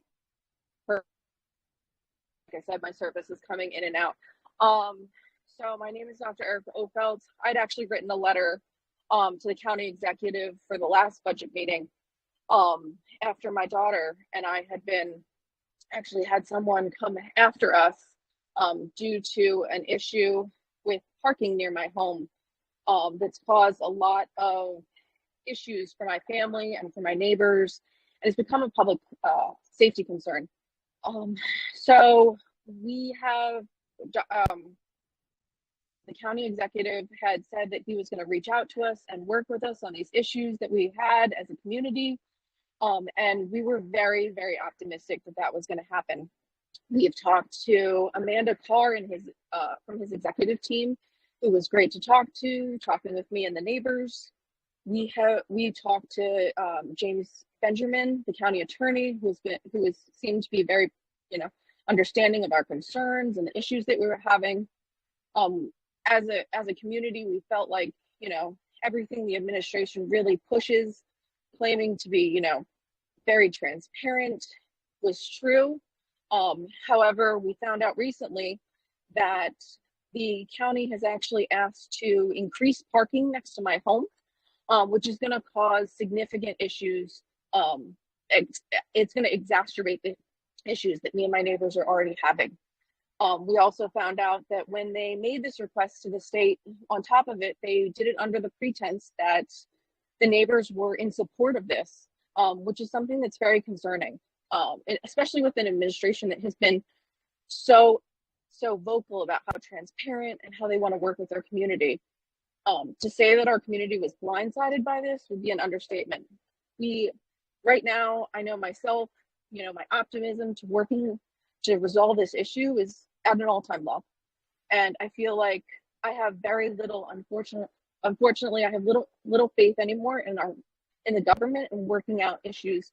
However, I do know that after seeing how everything played out with the high school and Delaney and how well this administration has worked with with both parties and the state, I'm basically asking that, the county executive kind of, keeps with his, history of being transparent and working with the community, and really looking at the public safety issues and the other concerns of our neighbors who have written and been extremely vocal about the problems that we're experiencing. Ms. Ofelt, thank you. I will tell you, I have not been very directly involved in the situation you just outlined, but I assure you that I will work with Councilman Kach. We will have a community meeting and I will be part of it. Johnny, I have visited the site and Erica is absolutely right. Placing a parking lot there will be a real danger for her family and other families in the area. When you have a path that was never intended to be a road, or an area that was never intended to be a parking lot, it sets up a really dangerous situation. And I can assure you that there was really no community input here. And I'd be more than happy to work with you on this issue so that we can resolve it. And, this administration is very open, very concerned about people. And the commitment the county executive just made you can count on it. So, Erica, thank you very much for all that you've done, and we will definitely meet and resolve this issue. Thank you. Thank you very much. Next, we have Ms. Kathleen Causey. Ms. Causey, you can go ahead with your 90-second testimony.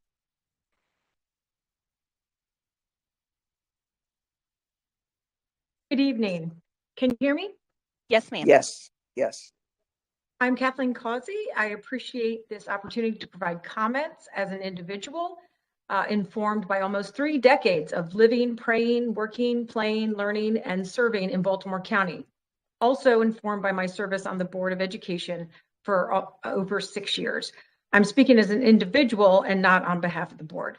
I appreciate the collaboration and example and personal support of so many dedicated community leaders, Councilman Kach, Senator West, Delegate Guyton, Delegate Forbes, Senator Broshin, Friends of Delaney, Yara Sheikh, my board member, colleague Julie Henn, so many more, the Baltimore County delegation, Governor Hogan, and the many state officials, and so many others working hard to improve the lives of children and family. I welcome the news of funding for planning design money for replacement of Delaney and Towson high schools, very much appreciated. In the interest of time, I'm simply going to list a number of priorities for the upcoming budget, especially many have already been mentioned this evening. Full support for Baltimore County Police Department and Baltimore County Public Schools Outstanding School Resource Officer Program, which is exemplified by the national award-winning officer Danielle Moore serving BCPS in Overley High School. The Baltimore County Fire Department, just feeling immense gratitude for all first responders and their families, especially in light of the 3 dedicated firefighters who gave the ultimate sacrifice in their service.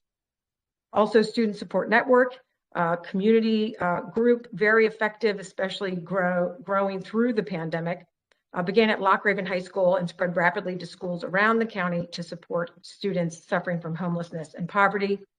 Protect and support environment and agriculture, including utilizing CTE funding for a new barn for the only agricultural program in BCPS, which is at Hereford High School. I also support the Maryland State Fair and Agricultural Society's request for matching funding to a state grant that they're hoping is coming this year to replace the farm and garden building. Also, as mentioned, the Hereford High School track and tennis courts, as well as many improvements needed at Loch Raven High School. Even Delaney High School also needs sports things, and all of the schools in the district. I also want to mention about full funding for education. I appreciate the county executive's outline, but also including full implementation of public works recommendations. They were contracted by Baltimore County to complete an operational efficiency review of Baltimore County Public Schools. The 700-page report is publicly available.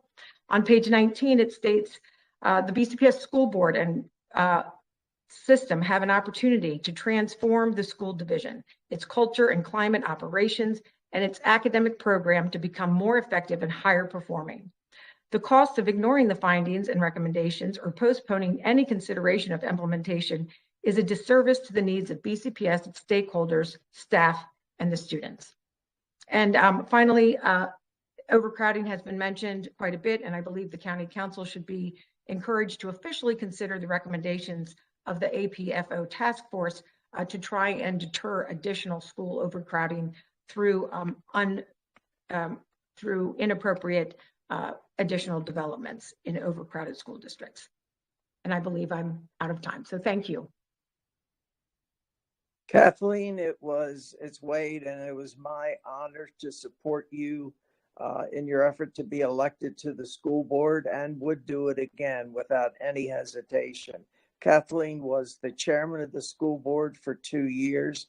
She is a phenomenal advocate for the students in the 3rd District and the students in Baltimore County. And I can't thank you enough for your service. I know that you devoted so much time and effort, and I know thanks doesn't even come close to the recognition that you deserve. I just thank you so much. Councilman Kach, that I really appreciate that coming from you. It's been really an honor to serve my community through which is the entire Baltimore County public school system. So I especially appreciate the opportunity to work side by side with the county government, with Maryland State Fairgrounds in fighting the pandemic through the mass vaccination site and through the testing that they had launched early on. We've all been through a lot together, and I just appreciate the ability to serve and appreciate all of you and the complexities that are faced by leaders in making tough decisions to meet all the needs. So I appreciate that. Thank you, Ms. Causey. Next, we have Ms. Carrie Heeman. Yes, I hope you can hear me. I don't have any political aspirations. I don't belong to any boards. I have lived in Baltimore County my entire life. I am a retired emergency physician because I have multiple sclerosis. But my point is, I find it somewhat troublesome about the rising crime in Baltimore County. And I realize some of it is inevitable, some of it can't be avoided. But I think too often we blame the police department or we blame it on too many guns. And I'm just wondering what the plans are in the near future to when you apprehend someone and they're found guilty through a trial, when will these repeat offenders actually serve some time when convicted? Thank you. Thank you, sir, and thank you for your service to others. I'm going to give the chief a moment to chime in a little bit about the department and some of the efforts that are being done there. We talked about some of them. There have been some reorganizations and the data-driven crime fighting and some other approaches. I will say that once individuals are arrested and they go through the criminal justice system, neither the police department nor the county government has very limited input over what happens through the judicial system. That's really more of a state legislative conversation about things like sentencing guidelines, et cetera. But Chief, I wanted to just give you and or your team an opportunity to say anything you want to add. But I know that the chief shares my commitment to ensuring that Baltimore County remains a safe place to live, work, and raise a family. So Chief, I'll let you chime in. Thanks for giving me a moment, sir, and thanks very much for that question. And really, Mr. County Executive, just to reiterate your point, when someone commits a crime of violence in Baltimore County, our investigators and our patrol officers are relentless. And, they're going to find the individual. They are going to prepare a solid case, which they're going to present to the state's attorney's office. And we're very fortunate in this jurisdiction that our state's attorney's office works incredibly closely with the police department. And in terms of cases getting prosecuted, dangerous, violent repeat offenders, cases getting prosecuted, they've been very successful with that and will continue to work closely with them. One of the things during our initial presentation that the county executive was discussing were some of the clearance rates in Baltimore County. And again, this is something that I don't take for granted. This is because of the hard work of our investigators.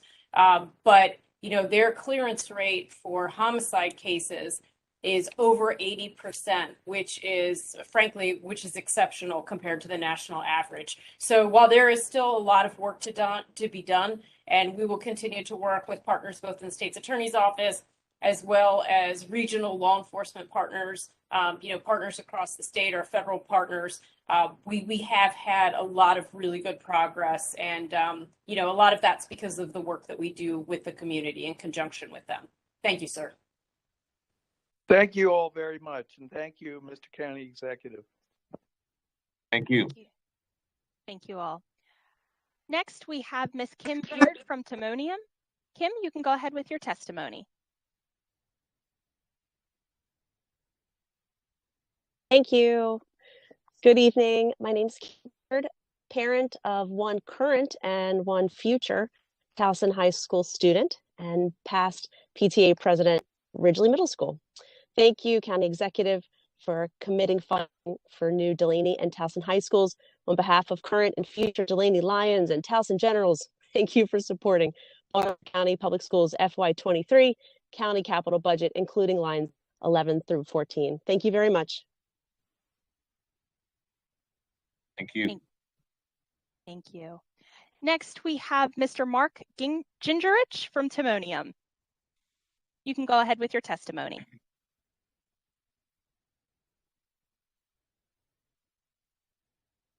Mr. Mark Gingerich. Next, we will move on to Miss Mary Amos from Timonium.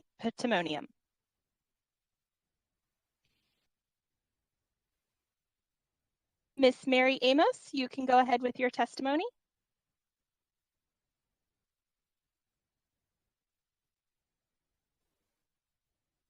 Next, we will have on the list Mr. Michael Schoenfeld from Upper Co.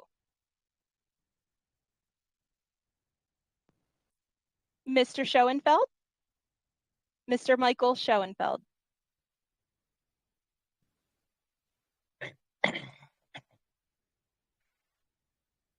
My apologies to some. It does look like we were experiencing some technical difficulties and delays trying to unmute. So I will start with Mr. Schoenfeld. Are you able to unmute? Yep, I'm on. Sorry. Wonderful. Thank you. I'm now unmuted. First of all, I wanted to, my priorities are on funding the open space. I wanted to start off by thanking the county executive and Mr. Kach for the increased funding that we have for land preservation. One of the most amazing things about Baltimore County is the close proximity we have to open rural space and some exciting urban centers as well. And I think preservation is critical for everyone in the county, both in terms of the environmental protection, water and air quality, access to green space leads to public health. And as has been mentioned a number of times, the ag economy is critical to our traditions and supporting our people, especially as we've seen in times like COVID. In terms of budget priorities, I would ask that we continue funding for acquiring conservation easements. These are long-term transactions. They often take many years. I know we've closed an initial purchase, which is wonderful, but over in budgets, really. Baltimore has 5 land trusts that help administer the conservation easements that are in place. And as Mr. Koch mentioned, there's a tremendous coherent block of preserved, open, and often agricultural land in the county, and having a support from the county for the land trusts that are partners in administering the conservation easements is really critical. Third is promoting agritourism. I think again, as I mentioned, the combination that the county has of both urban and open rural space is really wonderful. And I'm a cyclist. I think it's some of the best cycling area in the country, really, and I think that can be promoted. And then finally, on that note, just continuing to fund the complete streets and adding cycling infrastructure throughout the county is, I think, adds to quality of life, the health of the citizens, and I think has been shown to drive economic activity and growth as well. Thanks very much. Thank you. I'm going to do a quick around the world and then open it up to the relevant department heads if they want to just chime in briefly. So totally agree on the agro-tourism. We are, as part of our ARP, as I mentioned, planning to invest some dollars to really sort of promote with the great ecosystem we have. We were excited to announce that we're going to be part of the Maryland Cycling Classic this year. Director Howie is actually an avid bike cyclist himself. So I know that was a big deal for him.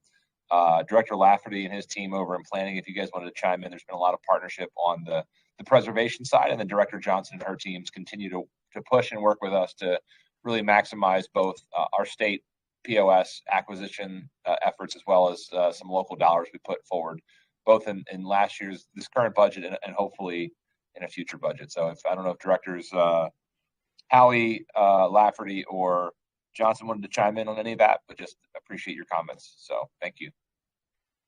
Well, I'll start, Mr. County Executive. Michael, it's good to hear from you and see you again. I know that you've been a strong advocate for not only preservation, but bicycling. And when I was in Annapolis, you were generous enough with your time to come down and testify on some very important bills. But land preservation is a key to the county executive's vision for the future of the county, as you know. We have recently brought more properties, more farms into the programs, and we continue to work with owners who are interested in easements as well as providing us access in fee. So we welcome your participation. We hope to really develop a green network plan that ties together so many of these valuable assets in the county. And if you have any further ideas for us, please feel free to reach out to me. Good to hear from you again. And Michael, this is Leonard Howie. I'll just echo the county executive's comments about the Cycling Classic and your observations on how beautiful the roads are. The fact that the cycling event is going to be the only North American stop on the professional tour is really a testament to the scenic beauty, but also just how great an environment Baltimore County is. So we do look forward to this event, but really we look forward to all the potential that will flow from it and the increased emphasis on cycling and the added infrastructure that we all desire. So thank you. And I'll just add that the county executive really appreciates acquiring land in perpetuity for our future generations to be able to use. So much so that he has supported and cut the red tape while following all the rules to enable us to add 196.4 acres of parkland, which is a total of 13 acquisitions since 2019. It was a Herculean task, but he supported everyone and really wanted to make that happen. And so the great thing about Program Open Space is that it allows those properties that we purchase using Program Open Space funding, such as the Ag Center and other properties throughout the entire county, to be utilized in perpetuity for farmland, so it cannot be developed. And so generations will have it to access and use and recreate for years and years to come.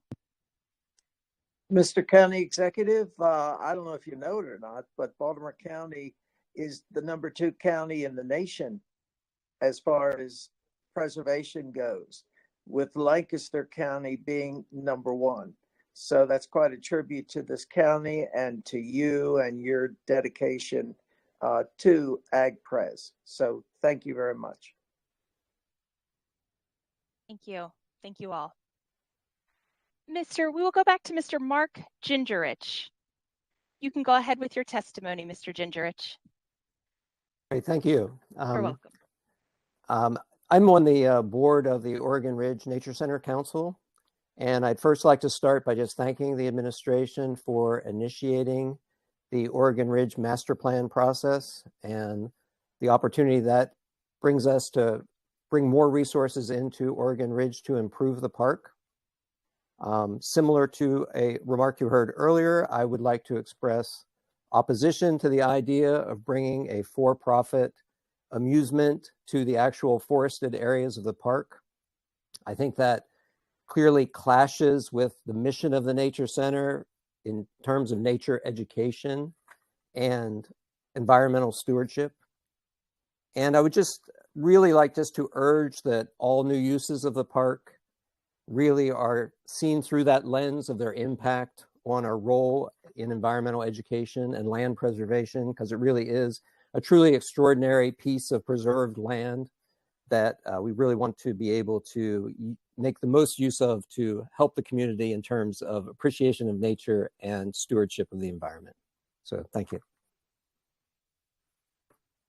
Thank you very much. Next, we have Miss Laurie Taylor Mitchell. Miss Mitchell, you can go ahead with your testimony. Thank you. Good evening. I'm Dr. Laurie Taylor Mitchell, and I'm president of the Student Support Network, a nonprofit group assisting students in poverty in Baltimore County Public Schools. I'm asking for your support this evening for full funding for 3 important food programs to assist Baltimore County residents living in poverty. The first, Summer SNAP for Children, would help over 50,000 children living in extreme poverty in Baltimore County with food during school breaks. The second, increasing the minimum SNAP benefit for recipients under the age of 62, would provide over 7,000 residents with at least $1 a day in food assistance. The third, full funding for Maryland Meals for Achievement, would provide free breakfast to over 19,000 students in schools that qualify but are currently not participating, including, for example, Cockeysville Middle School. About $6.7 million would fully fund these 3 food programs. Some statistics, sobering.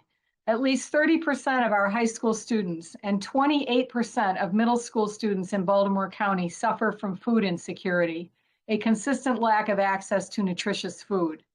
Students experiencing food insecurity are at a higher risk of drug use, making a suicide plan, fighting at school, and carrying weapons to school. 59,000 students, over half of all students in BCPS, now qualify for free meals in school and live in severe poverty.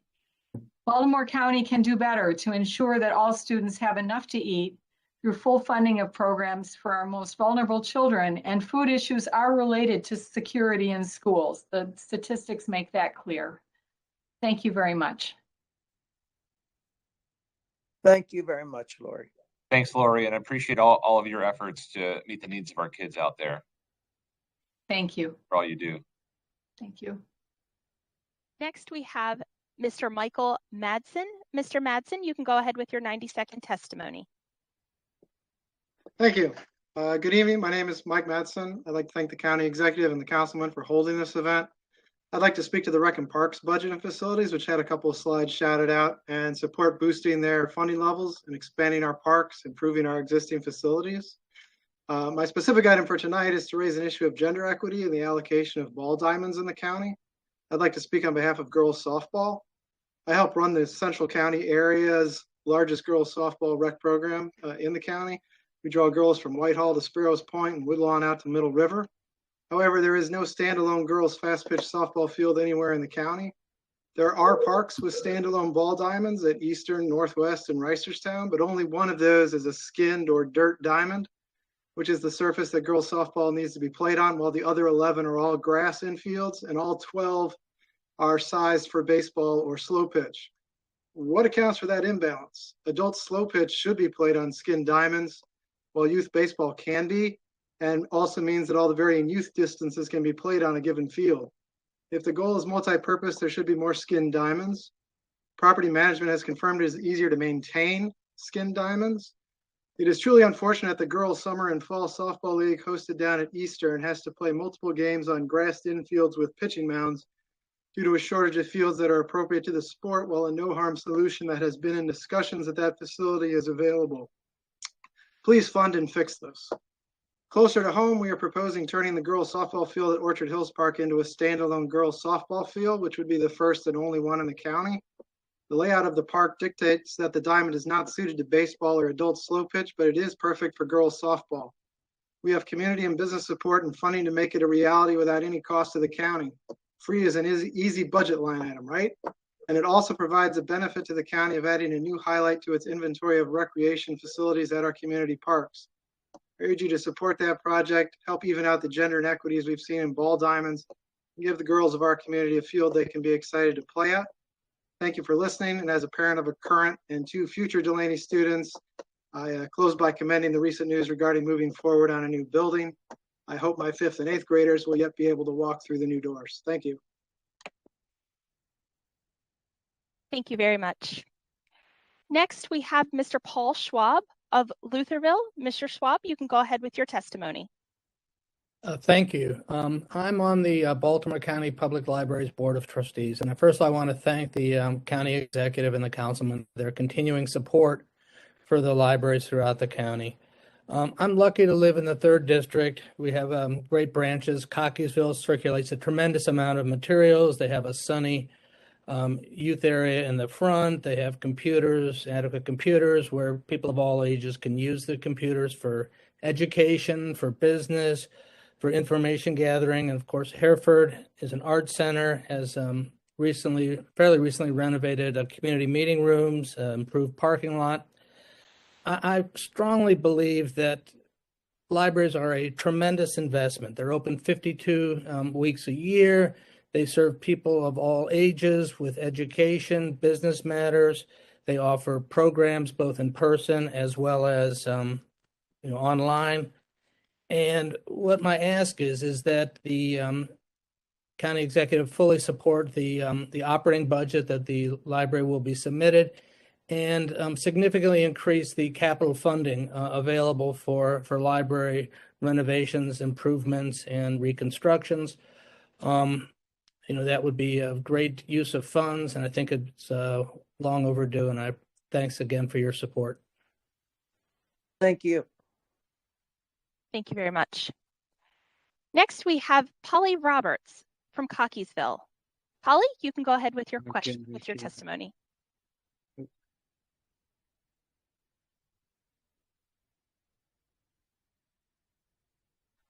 Polly Roberts from Cockeysville, you can go ahead with your testimony.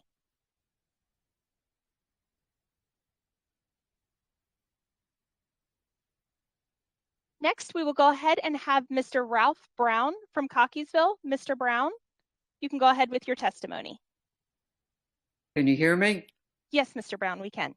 Okay, thank you. I'm Dr. Ralph Brown, and I'm president of the Oregon Ridge Council. And as some of you might be aware, Baltimore has a storied past when it comes to public parks. Druid Hill Park was the 3rd public park in this country when it opened in 1860. And the public park movement had 2 very strong beliefs. One was that spending time in nature was good for both physical and mental health. Can you imagine they realized that back in the 1860s? And their second very strong belief was that parks were to be true examples of democracy, free and accessible to all people. Our council still supports these ideals. So I was thrilled when I saw the 3 principles of the Baltimore County Master Plan 2030. And I'll quote from them now. The 3 principles: the first was equity, being inclusive in our decision making. The second was sustainability, safeguarding the county's ecology and climate. And the third was vibrant communities, ensuring that all residents have access to high quality recreational opportunities. So all I'm asking is that you all live up to your own words. Be defenders of Oregon Ridge and not despoilers. I guarantee you that your kids, your grandkids, your great-grandkids will all praise you for doing this. I would just like to add one thing. For some reason, there are 3 other people who I know wanted to speak about the possibility or probability of Go Ape Amusement Park being placed at Oregon Ridge. And for some reason, none of those 3 could get through. So would you please try them again? It's Debbie Bacharach, Jim Curtis, and Polly Roberts. Thank you. Understood. Thank you so much, Mr. Brown. Next on the list, we have Miss Renee Hamidi from the Valley Planning Council. Thank you so much, Mandy. You pronounced my name perfectly, and I really appreciate it. I am from Valley's Planning Council. I had some perfectly well-written, beautiful remarks made, but everybody before me stole my thunder. So I will just say I echo exactly what Dr. Brown just said about Oregon Ridge. It's a gem, and it should be kept that way. I also echo what Justin Harrison of the Farm Bureau and Pharmacy Brewing said about agriculture. It is a huge industry in Baltimore County. Not everybody knows about that. I do think that the Ag Center should be focused on ag. It should be a resource for farmers and for ag education. I'm very encouraged to hear that you're considering creating an agricultural advisory board. Other counties have that. I also hope ag gets a voice as part of the Department of Economic Development. And I'd also like to see MARC, the Maryland Agricultural Resource Council, which is in transition. I'd really like to see it have more of a voice in the activities that take place at the Ag Center. Thank you so much. Thank you very much. Next, we have Mr. Rob Deford of Moncton. Mr. Moncton, you can go ahead with your 90-second testimony. Can you hear me all right? Yes, sir. Great, thank you. My name's Rob Deford. I operate 40 vineyards in Baltimore County. I'm a lifelong farmer, as was my father, and I also serve as chair of the Baltimore County Land Trust Alliance, which coordinates the preservation activities in Baltimore County. And I will just add my voice to supporting funding, increased funding for land preservation already addressed in this meeting. There are two other specific requests relating to land preservation that I'd like to add. The first is that we increase the cost sharing for the executive director of the Baltimore County Land Trust Alliance. The county is already assisting in this regard. And the land trusts are all volunteer, and we need a professional coordinator. And that funding has, some of that funding has come from Baltimore County, and I really urge the county to increase that funding so that we can hire a professional executive director. And the second request is for a permanent office for the Baltimore County Land Trust efforts at the Ag Center. This is critical. Land preservation and agriculture are closely related, and we need to have a presence at the Ag Center. I would also like to add my support for having the Ag Center be agricultural and focus on agricultural education for the public at that site. It's unique. It has done a tremendous job, and I hope it will continue and be allowed to continue in that regard. And one other thing, unrelated to everything else I've said, is I think that the garbage situation in Baltimore County is getting out of hand along our roadsides. I hope that we can clean it up. It's a matter of local pride. It reflects poorly on us right now, and I'd like to see us clean up our act. Thanks very much. Thank you, Mr. Thanks, Rob. Appreciate all you do for us out there. My pleasure. Thank you. Next, we have Mr. Scott French of Towson. Mr. French, you can go ahead with your 90-second testimony. Great, thank you, Councilman Olszewski, County Executive Olszewski and Councilman Kach. Thanks for doing this. It's been very informative. At the end, I'd love to hear more from you about the Chevrolet property. That was new news to me, but my testimony is about something different. I've listened and been happy for the investment in education, Towson Delaney. However, there's one completely forgotten majority minority school in District 3. Hereford and Delaney are in District 3, and even Towson were discussed tonight. But the very edge of Councilman Kach's district is Loch Raven High School. It seems it's forgotten many times because it's on the edge of Councilman Kach's district. Most of the people that go there come from Councilman Mark's district. Loch Raven's barely surviving. Despite your assertion, County Executive Johnny Olszewski, the school is not overcrowded. There's barely 800 students there. Good teachers have left or are leaving. We can't field basic sports teams like JV soccer, girls softball. There's lack in arts programs, music programs, STEM programs, advanced classes for students that go there, like at Towson and Delaney and Hereford. It's a statement, but we are truly the redheaded stepchild of Baltimore County schools. I'm a graduate of Loch Raven, a parent of 3 kids that have either gone through there or going through there. And it's a shame how it has been a forgotten school. Almost every involved parent that has been involved, including the past PTA president, current Delaney PTA members, past Sports Boosters presidents have pulled their kids from Loch Raven or not sent their incoming kids to Loch Raven and enrolled them in the law and public policy magnet at Towson or the off the books magnet for robotics and engineering at Delaney. It's a shame. When I was at Loch Raven, we had 1,200 students, now barely 800. And despite being one of the largest high school properties, and I think probably one of the most beautiful high school properties that the county owns, from what I've been told, there's no turf field in any foreseeable future because there's 0 rec council support. Loch Raven rec barely exists. Like Towson, Perry Hall, Delaney, Hereford all have viable rec programs that have raised funds for turf fields. Why can't Loch Raven be used to easily solve the Towson and Delaney overcrowding? Why do those schools have magnet programs? Towson High School is a magnet program that draws over 300 kids, and Loch Raven can't even survive and is not overcrowded. When they are when they are overcrowded and literally hurt a school such as Loch Raven, there are easy solutions, but they aren't politically viable, such as moving these magnet programs, redistricting. I'm sure you will say this is a BCPS issue. However, we provide the funding as taxpayers, and our kids who attend there and are doing the right thing by attending their home school are suffering at Loch Raven. And I don't think you have any idea how bad it is there, and it's a real shame. Thank you, Mr. French. Mr. French, I'm going to have Dr. Lynch follow up. We're happy to facilitate a conversation. I mean, it is very much the school system ultimately does make the decisions, and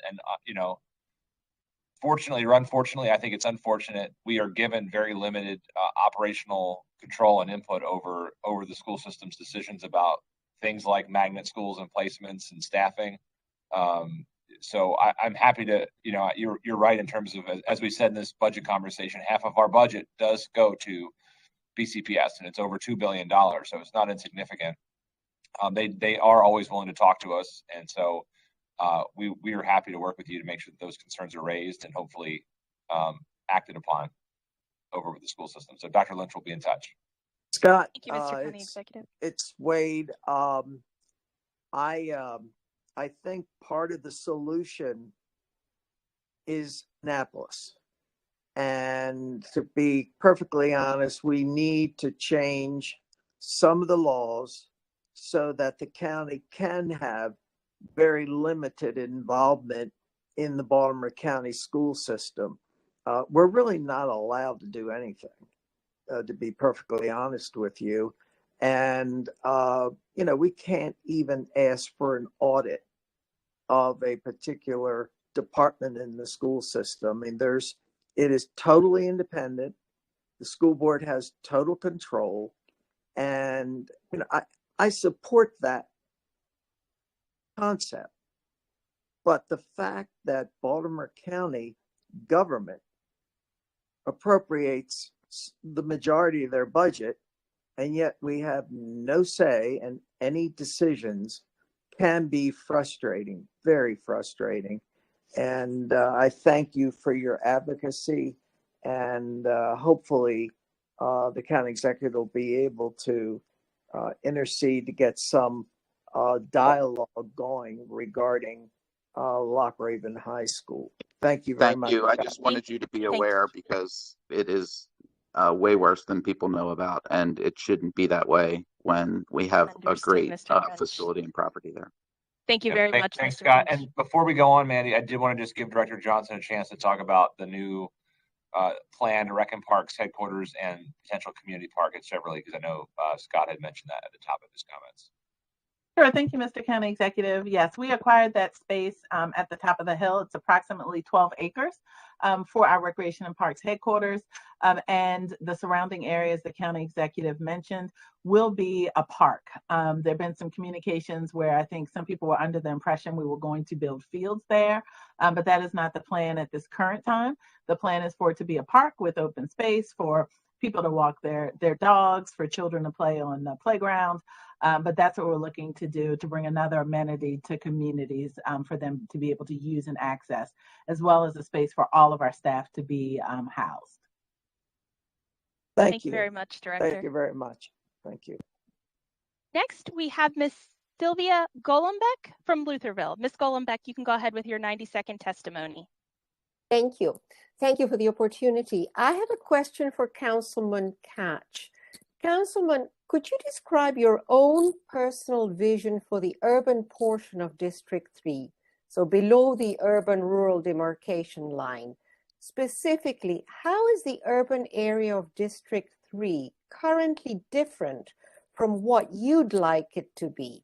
If you have an example of a town you know that you'd model it after, which one is it? And how would you assign budget priorities to make your vision a reality? Thank you.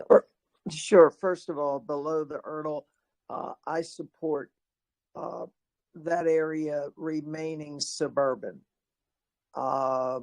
Lutherville, Timonium, Cockeysville, etc. And I've been very supportive of that concept. I think that when these communities were built, in fact, I know when they were built, the county had no requirement of open space. So whenever we can, we try to find open space for the county to purchase, because open space is part of keeping a suburban area alive and a great place to live. Now, the Hunt Valley area, I call it the Hunt Valley Industrial Park, where, across the street from the Hunt Valley Town Center is where the light rail goes. The light rail, unfortunately, has never been that successful. The fare box return is below 15%. That means 85% of the cost of transporting people, the taxpayers pay it. I have okayed some developments along the light rail across the street from the Hunt Valley Town Center. And, I know the county has an emphasis on mass transit, using it to take the load off our roads. So I have allowed that, given zoning in the last zoning go round, to some of the landowners to build some transit-oriented apartments, condominiums, whatever. And the important thing to me, though, is to make sure that these apartments, condominiums, will be rented or purchased, that there's a market for them. In fact, had a study done to determine how many units could our area support. So again, to sum it up, keeping the area below the Erdel in Lutherville, Timonium, Cockeysville, etc., and Hunt Valley, where I live, suburban, and then having some of the transit-oriented developments across the street from the Hunt Valley Town Center in that area. And of course, the number one thing is that we work very closely with Precinct 7 and the other police precincts that are in our district to make sure that our district remains safe, a safe place to live, which is, of course, the most important thing. Whenever there is a crime in the area, our police department strategizes and does the right things, so that we can continue to live in a safe community.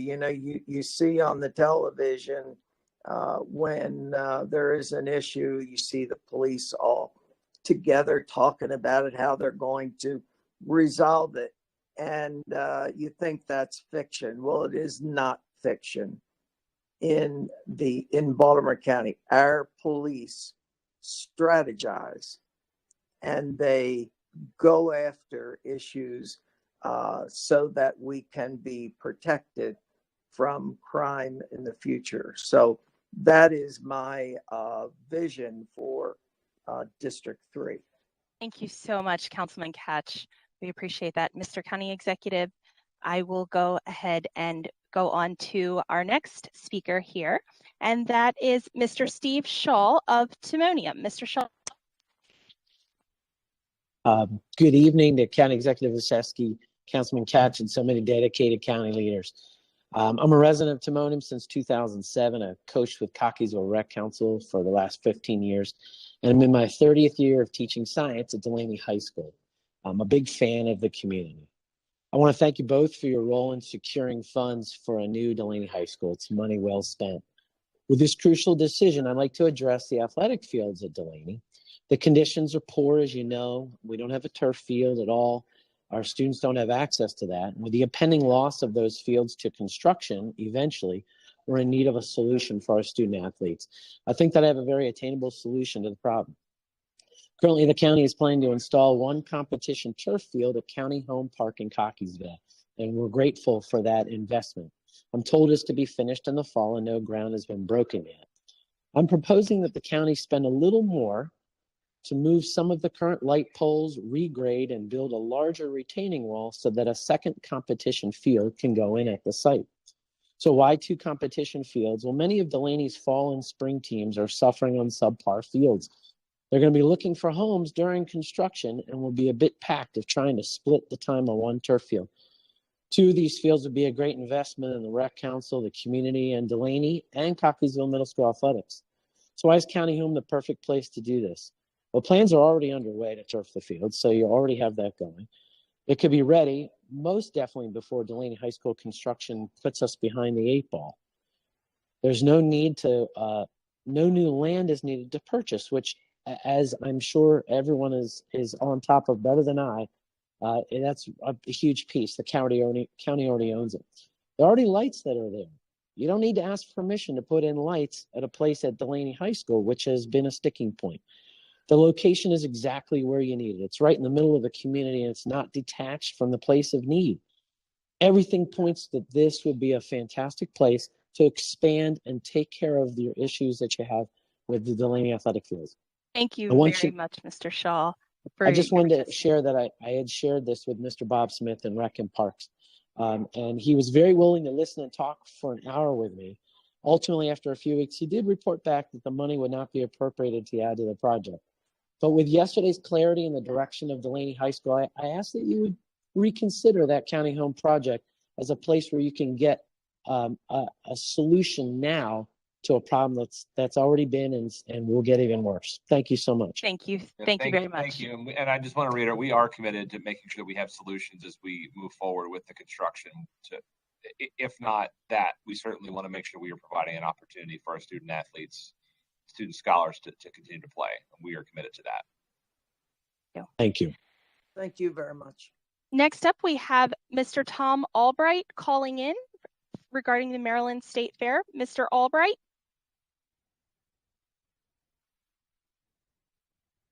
Mr. Tom Albright. There you are.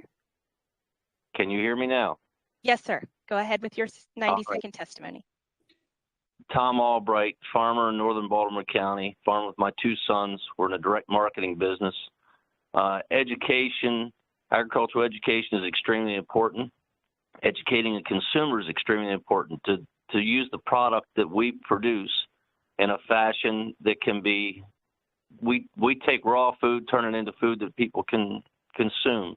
People need to be able to learn how to consume. The Maryland State project that they have want to do for the exhibition hall, they're talking about a kitchen, other aspects of that.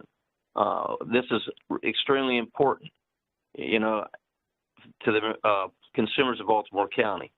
The pandemic showed us a lot of people don't know how to use raw product and cook any longer. They're used to going in and buying stuff at the store. Pertaining to preservation in Baltimore County, both of you know, Johnny and Wade both know that my family is very committed to agricultural preservation. We've committed to that. But we need to preserve the farmer as well, and we need to provide economic incentives, programs, buying product from the farmers, supporting the programs of the farmers in the county, and moving that product throughout the county. It can be utilized in a lot of fashions to do this. Teaching children how to cook. Student Support Network could certainly use more product going through there from local farmers. There's just so much that can be utilized from Baltimore County farmers going directly to Baltimore County consumers. And I thank Johnny and Wade for both being very supportive of the agricultural community in the past, and support of the Mark as well, and the Ag Center up there. And that they can all work hand in hand, and that's what we need to do, just get together and make it all happen. Thank you, sir. Thank you. Thanks, Tom. I appreciate your comments, your input, and all you've done to be a partner throughout this pandemic as well. So thank you for everything. Thank you. Thank you, Mr. County Executive. Next, we have Ms. Yara Sheik, Delaney High School PTSA President. Um, that's what I get for having a name that begins with a Y. I got to listen to all of this fantastic testimony, and I want to start in my role as PTSA president at Delaney High School in thanking the county executive for working with the community since 2018 to try and find solutions towards and funding for a replacement school. And also, I know Delegate Guyton and Kathleen Causey were integral, as was Councilman Kach. It was, without the firm support of the 3rd, the 11th, and the 42nd, I know the community thanks you, County Executive. It's been a long time coming, and I think you would have heard for it today. So your timing was absolutely fantastic. It saved us all some time tonight. Thank you. I also want to reiterate the importance of education in a variety of ways and the support of the Timonium Fairgrounds project for the Agricultural Center. I had actually worked with the Albrights during the Student Support Network emergency food distribution. I coordinated their efforts. And the emphasis that the county had on using local produce to both bolster economies that were under pressure during the pandemic, and also the importance of using local products as for the environmental factors and supporting our local economy are wonderful. And if we can teach our students through the Ag Center and also the Timonium Fairgrounds Fruit and Vegetable Center, that much better for all of us. So thank you very much. It was a fascinating evening, and I appreciate more than words can express, Councilman Kach and County Executive Olszewski, your plans for Delaney High School. Yara, thanks for hanging in there. I know it's been a long night, but I also I know Councilman Kach feels the same way. We just appreciate your advocacy and leadership in the community as well. So thank you. Thank you so much, Yara. I can't tell you enough how much I appreciate all you've done for the students of Delaney and of the entire county. Thank you. Thank you. Thank you very much. And we have one more attendee that is scheduled to testify, Miss Deborah Bacharach. You can go ahead and unmute yourself.